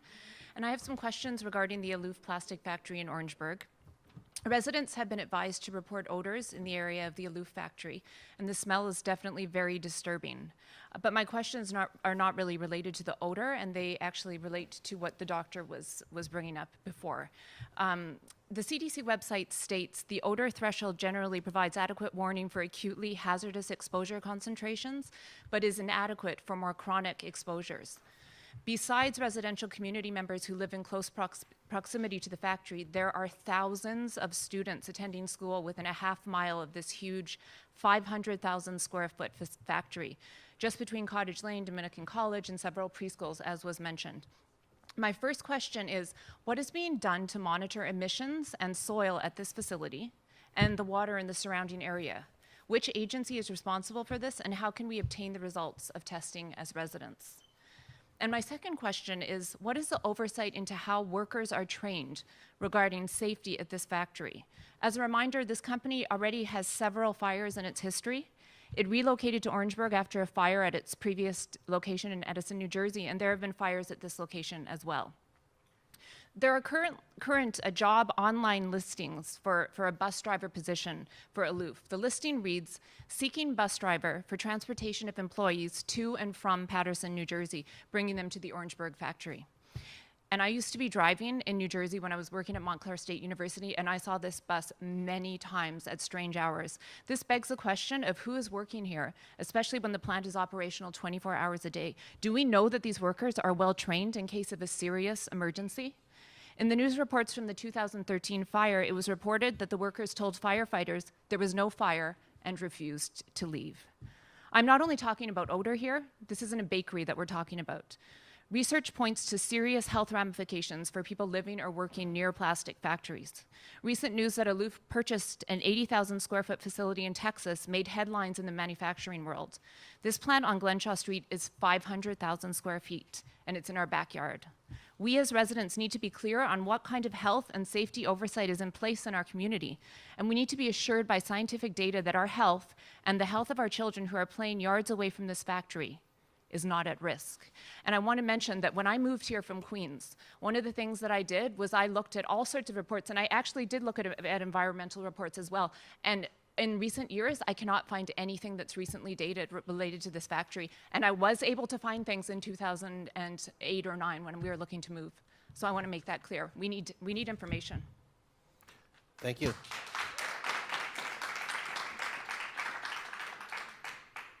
I have Heather Hurley on here. Heather, you still here? You spoke before.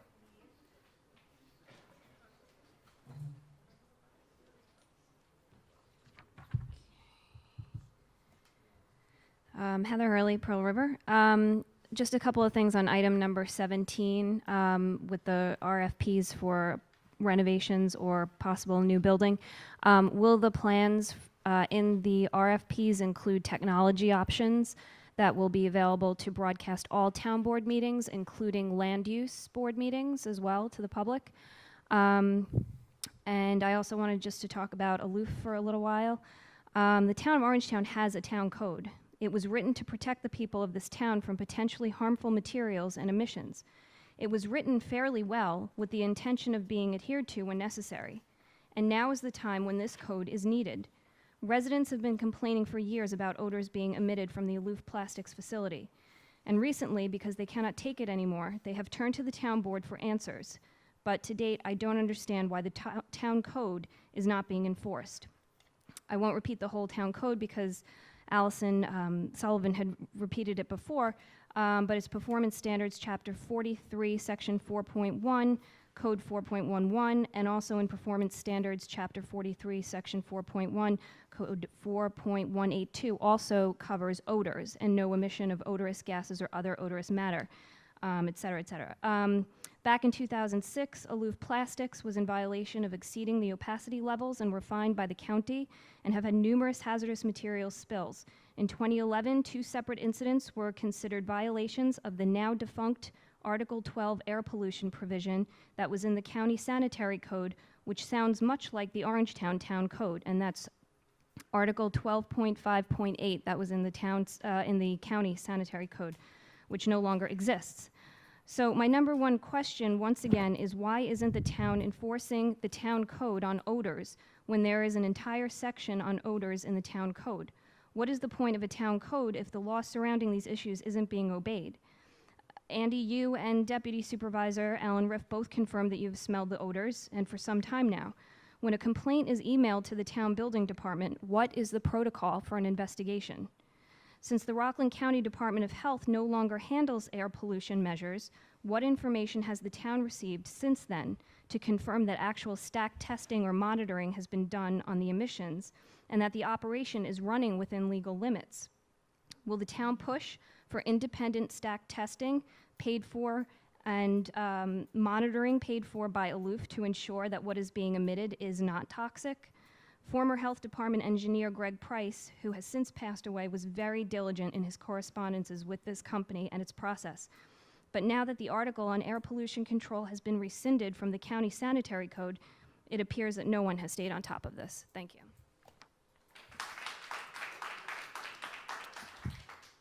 Thank you for that. It would be helpful if you email a copy of that comment. Let's see, who's next? Amy Wertheim?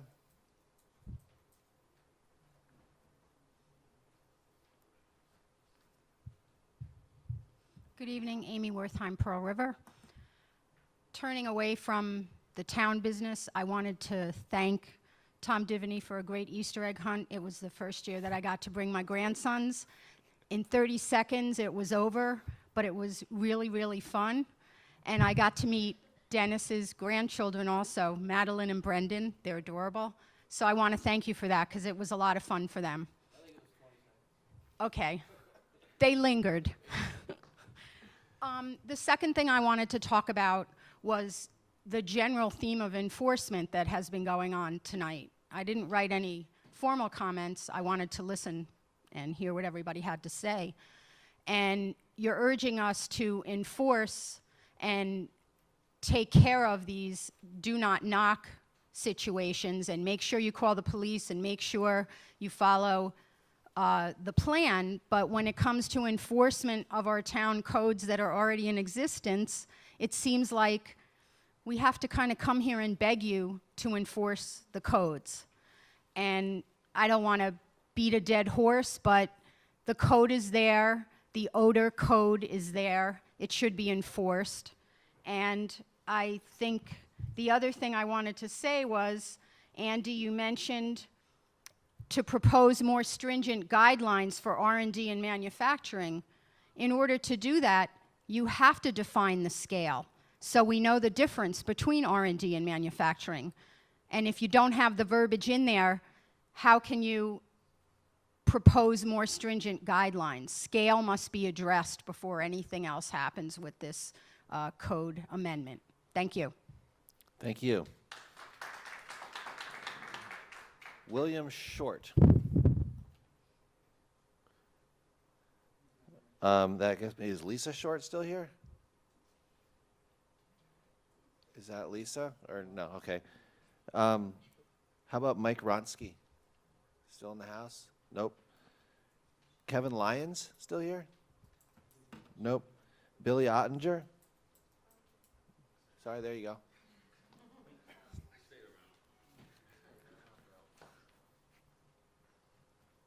How you doing? Billy Ottinger from Blauvelt. Welcome. The first speaker tonight was this topic that I was going to speak on, so I just stood around and figured I would just listen to everybody else. But just on the Orange and Rockland with the trees, I was here about 7 years ago speaking about this, and the place was packed. I don't understand how they're scaled down on the limits of who they're reaching out to at first.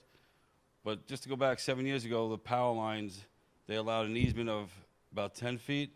Now, since they tied in with Jersey, the easement is now 50 feet. And on our block alone, I think we got about 50 trees coming down.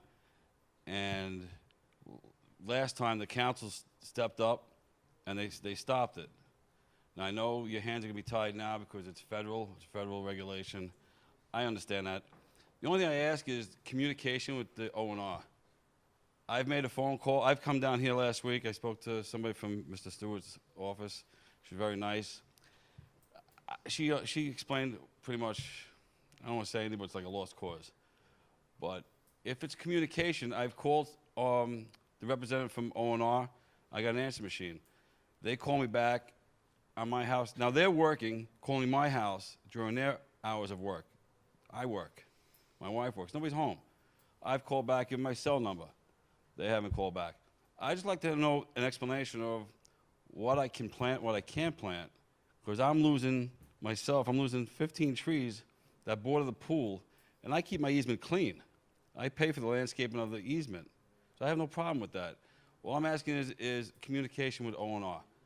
I know it's federal government. I know the hands are going to be Well, tied. they're supposed to speak to all the homeowners. But they're trying to get us during working hours. Right.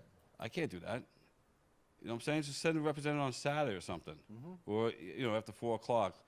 Why should we be inconvenienced when our trees are coming down? And like I said, the power lines are not just those big lines. That took me 15 years to realize that's not the big lines. These power lines are on telephone poles. And if you're not aware, they break. They just don't run down, I'm on Sunset, but it doesn't run that way. It breaks. And it breaks down Convent Road, it goes through Dominican. I'm waiting for the Dominican nuns to realize that their trees are coming down because we followed those lines. So I'm sure you're going to have an uproar when they get to them. But I'm just curious how they scaled it down without letting everybody know. 7 years ago, this place was packed. Now it's like either they're only reaching out to certain people at a time, figuring they're going to cut those trees down. Why listen to 5 or 6 people? So I'm just bringing it to your attention now. The gentleman spoke the first time, so thank you. Oh, that no knock? If you could put O&R on it and take the Girl Scouts off, no problem. I did want to say something about the O&R and the trees. What's that? I can't hear you. He wants to make sure there's nobody else waiting to make a public comment. Just give us 1 second. Anybody else here for public comment by raise of hands? Seeing none, motion to close. Second from myself. All in favor, say aye. Dennis wanted to address the O&R question. Sorry, Tom. Again, I was here back when the last time O&R was ripping through Blauvelt, and I was there in different areas off of Convent Road dealing with O&R, and they were somewhat responsive. And one of the things that amazes me about it is the fact that in terms of the law, it's not federal law, it's state. It's the Public Service Commission tells them what they can do, can't do, supposedly, and O&R blames everything on the Public Service Commission. And the Public Service Commission, I'm sure if I ever talked to one of those people, they'd tell me it was O&R. When they cut the trees down, they cut it right down to the ground. And what the theory is, if you had an oak tree that was like 2 feet high, someday that could reach the wires, so therefore they cut it to the ground. And to me, it's all about the money. It's a lot easier to clear cut than it is to say, hey, this tree is a danger or it's not a danger at this point. The other thing, Mr. Ottinger, I would say is the difference between now and back, several years ago, is we had Hurricane Sandy and we had some other power outages. We had no power for 2 weeks for some people during Sandy. And I guess it has been driven home to all of us what the dangers are from trees hitting power lines and taking the power lines out, and how long it takes for O&R. And I thought they did a very good job during Sandy. Not everybody would agree, but I was out night, day, watching them in different areas where they had crews in from whether Florida or Ohio or wherever they were, working 12-hour shifts, trying to get us back up online. There has to be a happy medium, though, because when they hire these, the landscapers or whatever, the alleged arborists, when they came in, the last time they had them all in from Pennsylvania, they were as much as an arborist that I was. It's a thing where they just came in and they just cut. And they also really didn't communicate with the people in the houses. What O&R had told me back then is they would communicate with the people and tell you what kind of trees you could cut and not. Even back then, things like forsythia don't grow too high. They cut forsythia, they cut everything. So they weren't even following the arborists weren't even following the regular regulations. It's out of control, and it's a thing, Andy, we need the town to get the representative. Is it still, was it Michelle Damiani? Michelle, yeah, I've talked to her numerous times about Well, this. that's who I dealt with the last time, and she did respond. So we need to get her in here and find out what the policies are, what they're doing in terms of communication or not, and also, where are they getting these crews from that are coming in and doing all the cutting? All right, thank you. Thank you, Dennis. Just on that, I mean, the draconian tree cutting policy, they say it's the PSC. I'll take them at their word for that. I think the town board should all sign a letter to the PSC, at a minimum anyway, saying the vegetation policy, maybe they could phase it, they could modify it. They had modified it in the past. We worked on them on the rail trail where they wanted to cut all the trees down, and we got them to do like every other. But Eric Gordon, who's been writing that, getting them to stick to that agreement has been difficult. So, they claim to have dramatically improved their communication, but I think it's still lacking. And I will definitely follow up on Mr. Ottinger's. I mean, they need to be able to speak to people after 4 or 5 p.m. if they're not home. So we'll definitely pursue that. They have a whole system where they do door hangers and they do phone calls depending on the parcel and how close it is to a transmission line. But I don't want to speak for O&R. I mean, it's their program. They're driven by their regulations, and we are advocating for our town residents. We all love trees, and their policy, although it certainly accomplishes something as far as protecting the power lines, it seems heavy-handed. It's obviously heavy-handed in some cases, and getting them to modify that is our goal. Why don't you ask Michelle to come in here and speak to us at a workshop? We certainly, I don't know, do you want to try to actually have O&R? Give me, I Give us- had her number, actually, I don't have the invited number them. now. I did invite them, and I didn't get a. You give me her number, and I will call her. We could try again. Okay, that's fine. But better them to be explaining their policies than us. On the aloof question, it smells. I've smelled it. I've been inside the factory.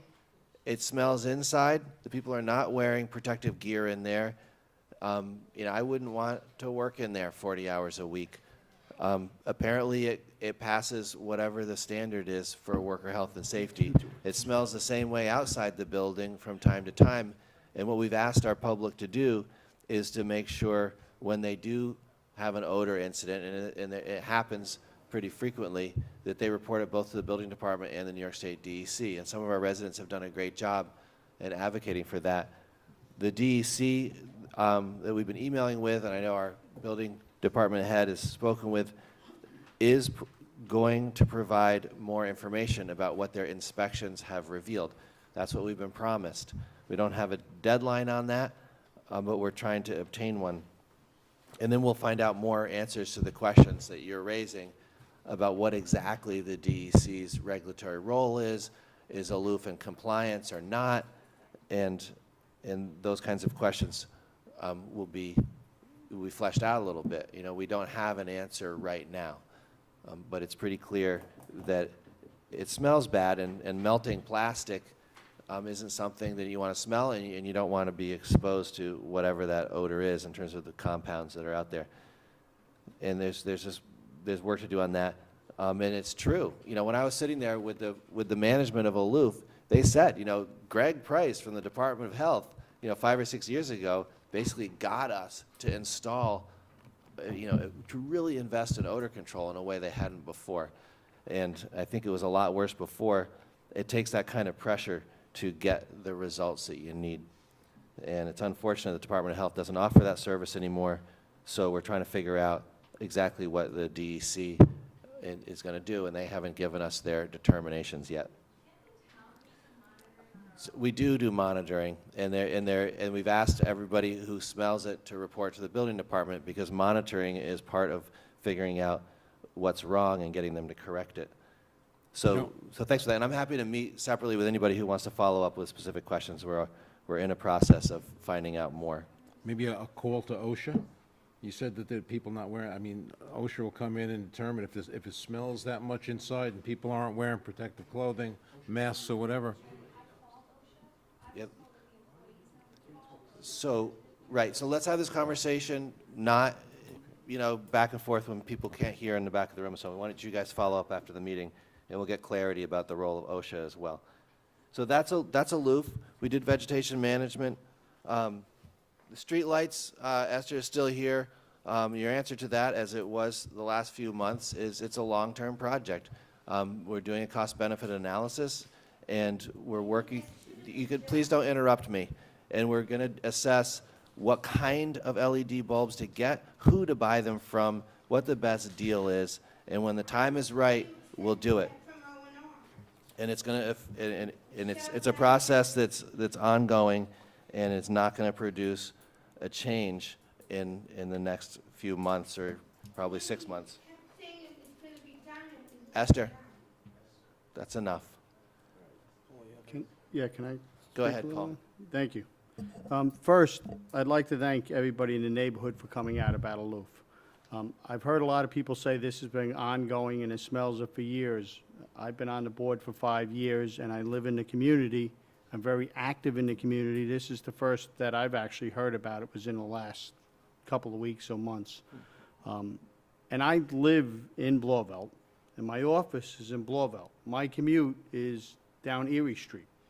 So I'm in the heart of it. I never really smelled it before until I was made aware of it. To be quite honest with you, maybe it just became part of my environment and it never kicked to my senses. There were occasions when I thought I was smelling the auto body shop down the street from me, but apparently it must have been Aloof. I was not aware of it. But since I've been made aware of it, I have smelled it quite a few times. So I appreciate you bringing it to our attention. I am concerned about safety, and I would be willing to support us as a town board putting some kind of monitoring out around the factory, not in the factory, but in our neighborhood, to see if there is something that is harmful to us. Because if it is, then we have some ammunition to go after them, regardless of what the DEC says. And I would support putting some money into that, because I think it's that important. It's more than just the smell, it's the safety. And it is the smell, because the smell affects our quality of life. But I think us as a town board, as well as us as a community, should be going back to the county and demanding that they put someone back in the health department to test the air quality. Because they just took it out of the budget when that poor gentleman passed away, but he was doing a good job. The problem with testing air quality is it's not in one town. So if something is happening, which happens quite frequently down at the transfer station over in Clarkstown, which is right down 303, and I happen to smell that a lot more than I smell Aloof, it just blows up wind to where we are. So I think it's important that the county should be in charge of testing air quality, and we, as a town and as residents, should be demanding that that get put back in the budget from our county legislators, of which we got 3, and from County Executive Ed Day, because it does impact us, and it was taken out, and I think it's unfair, and we pay a great deal of county taxes, and I don't think that's too much to ask for them to put one position back in to protect the county. Again, it's not a town issue, it's a county issue, because air blows across the county. It doesn't stay in one town. So I am concerned about Aloof, and I do support you, and I thank you all for coming out and expressing your feelings and bringing it to our attention, because I think it's something that does need to be looked into. Thank you. Esther, as far as the mini trans, Eric and I have discussed this. We have the proposed RFI to get information on bringing, a transportation system to Orangetown for, and this will do it. This will get us the information that we need to move forward with this if it's cost effective. When it comes, I don't know if it's going, because we got to get the numbers, and if it's not cost effective and it's going to be a $2 million budget item, it's not going to get done. That's why we're requesting information.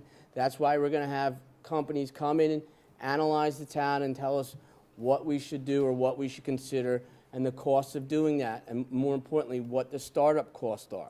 Because you got to buy, if you have 2-3 routes, you might be buying 6-7 buses, and the training, Eric Gordon and I met with the county and we met with the town of Clarkstown. The training requirements are through the roof. There's testing all the time, medical testing, and testing for certifications. There's testing for everything. We're looking into it. We're sending out the RFI, hopefully sooner rather than later, and that's all I can say on that. And Paul, I think it's a great idea that the town should support monitoring. I'll support you requesting the county, but my experience as the county is they're not going to put that back in the budget, and if we're going to do monitoring for the area around Aloof, we're probably going to have to do it on our own. So I think we pursue that route. And finally, a woman here tonight raised a good point. I think that not just with Aloof, but with like the sewer department, county, town residents have to know what is the procedure to register a complaint with the building department regarding, foul odors or anything else. How do you do it? What's the procedure? And I think we should put that on the town website so people know what they have to do and know who they have to speak to, and have a designated rep from code enforcement that will deal with issues such as this. So that's all I have for tonight. Thank you, Tom. Any more? Just to follow up on that, Tom, I worked in the police department for a number of years, and if there's any doubt, make a report with the police department. Then you can get a copy of that report and bring it over to the building department or wherever it has to go to. But the police department will record anything, whether it be smells or anything else. They're not going to be able to tell you what it is, but they will. The chief is there now. Any reports that have to be made, this way there's a police report on it, and it's an official document, and it'll go from there. So you'll have it, and you can pick it up and bring it down to, the building department or any place you want to bring it to, okay? Thank you all for responding, and there's obviously a lot more conversation needed on some of these topics. All right, where we left off in the agenda, I believe was number 9. This is a resolution to authorize the town to participate in the rate case that Suez has, where they're trying to make us pay a lot more money for water. Moved. And we have a motion for that. Second from myself. All in favor say aye. Aye. And the town would support that. I think hopefully we'll succeed in keeping those rates under control. Number 10 is the approval of the retention of O'Connor Davies, our auditor, to go through the school tax collection for 2015 and 2016. I'll make a motion for that. Do I hear a second? Second. Second from Divany. All in favor say aye. Aye. The ayes have it. Number 11, this is Don't bring him up, just vote on it. Jeff Bensick, our finance director, presented on this last week. These are adjustments to the town budget. Moved. Move from Divany, second over here from Jerry Bottari. All in favor say aye. Aye. Let's see, where does that get us to? All the way. 12. Number 12 is the fishing contest. I'll make a motion for this. Do I hear a second? Second. Second from Divany. All in favor say aye. Aye. Number 13 is authorizing training, the highway school. Do I hear a motion for this one? Moved. From Divany, second from Bottari. All in favor say aye. Aye. Number 14 is training in the snow conference for the highway department. Moved. Move from Divany, second from Troy. All in favor say aye. Aye. Number 15, we have to jump over one. Number 14, number 15. Adopt the highway. This is Adopt a Highway, Rockland Cemetery Association, picking up along Kings Highway. Thank you very much. I'll make a motion for this in honor of the Great American Cleanup and everybody joining in. A second from Tom Divany. All in favor say aye. Aye. The ayes have it. Number 16, this is paperwork. Much appreciation to the Highway Department and their engineers who have helped out with the Homes for Heroes grant, which we got. We're almost $900,000. And this is paperwork related to that. I'll make a motion for it. Do I have a second? Bottari, all in favor say aye. Aye. Number 17, this is the request for proposals for an architectural and planning study for the new town hall to do exactly what some of the folks commenting earlier are saying, a cost-benefit analysis of, do we rebuild, do we move, how much space do we need if we bring the building department in? Questions like that need to be answered so we can make intelligent decisions, and that's why we have a request for proposals. So we'll see what we get back and how much it's going to cost. I'll make a motion for this. Do I hear a second? From Troy? I'll second it on the motion. Did you send out what the actual copy of the RFP? Yes, to you and everybody else. Send it to me again. I will, yeah, no, it's available. It's We a, did get it on the email. it's I pretty, think it's in the back. you just read it, and we can certainly talk about that more when we figure out, when we get responses and see who we're talking to about doing it, we'll specify further the scope. So I have a It's motion actually from in here, Dennis, doing it. It's also in the backup for the, Yeah. all in favor, say aye. Aye. Thank you very much. Also thank you to our Deputy Supervisor, Alan Riff, and Eric Gordon, and an architect and an engineer, and some other folks who came in and sat with us and kind of reviewed that RFP a bit. Number 18 is the park use fee schedule with no major changes except for a couple of little things. Moved. I think Eric talked about this last week, so we don't need to go back into it. Motion from Divany, second from over here. Dennis, Troy, all in favor, say aye. Aye. The ayes have it. We have the retirement,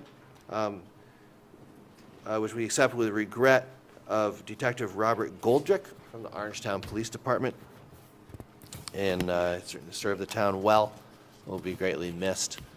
And If I could just say something. and Jerry Batari, would you represent us in speaking a little bit about Detective Goldrick? Yes. I told him I wouldn't, but I will. I worked with Bob for my 35 years. I think he's been here for about 40.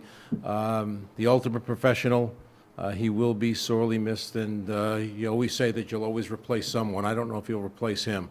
The good news is that he's gone on to the county, and he's working with the task force up there 3 days a week, so he just can't get it out of his system. It was a pleasure to work with him for those 35 years, and more of an honor to have him as a friend. So it truly is with regret that the police department has a great loss here. Thank you, Jerry. So we have I think Jerry maybe made the motion, and Yeah, whichever. Dennis second. All in favor, say aye. Aye. Thank you for those words, Jerry. Number 20 is training for floodplain management for the director of our building department. I'll make a motion for this. Do I hear a second? Second from over here. Paul Valentine, all in favor, say aye. Aye. Number 21 is 3 companies with certificates of registration to do sewer work. Moved. Moved from Divany, second from Valentine. All in favor, say aye. Aye. Number 22 is we accept with regret the retirement of Joseph Grasso in Parks and Rec. Moved. Motion from Tom Divany, second from myself. All in favor, say aye.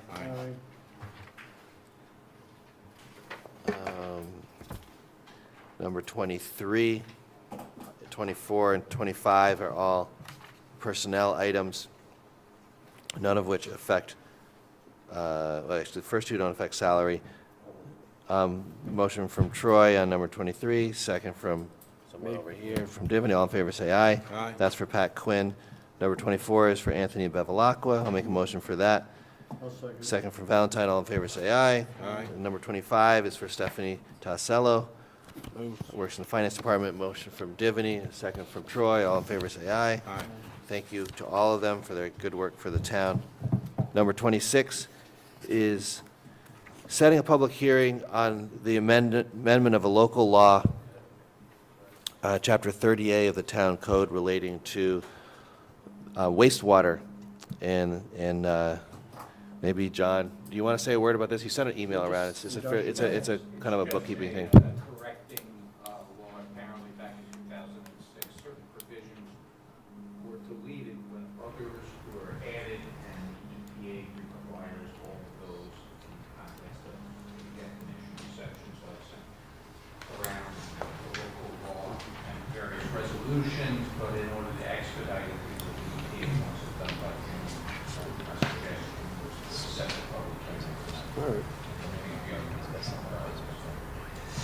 All right, great. Motion for Divany, second for myself. All in favor, say aye. Aye. The ayes have it. Thank you, John. Number 27, this is a support for a special event, the craft fair held by the Ladies Auxiliary, the Pearl River Hook and Ladder Company. Do I hear a motion for this? From Divany, second from Batari. All in favor, say aye. Aye. Thank you very much. Number 28, again with a special event. Same one. Different support. One's for trash barrels and one for. Motion for Divany, second for myself. All in favor, say aye. Aye. And number 29 is a receive and file from the clerk's office with 9 documents listed. I'll make a motion for this. Do I hear a second? From Divany, all in favor, say aye. Aye. And then we come to our audit. And just as a note to folks here, we're going to have an executive session where we need to talk with our lawyer about a legal matter with a town vendor.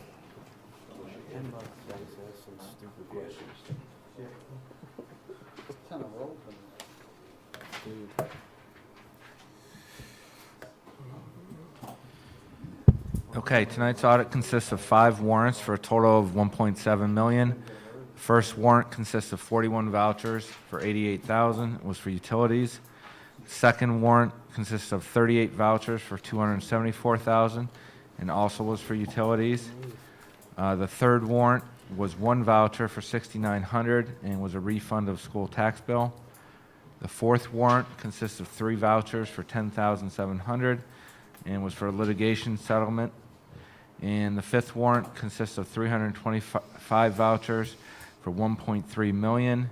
Items of interest, number 2, Atlantic Salt, $22,000 for salt purchases. Number 8, CSEA employee benefits, $25,000 for dental insurance.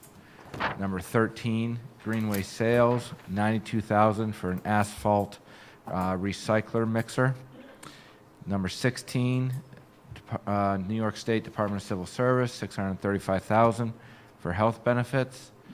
Number 19, Seal Coat, $61,000 for crack seal. And number 24, the Comptroller, $36,000 for justice fines. Any questions on the audit? Seeing none. Moved on the audit. A motion to approve. Second for myself. All in favor, say aye. Aye. I did. First, second. I moved it and seconded it.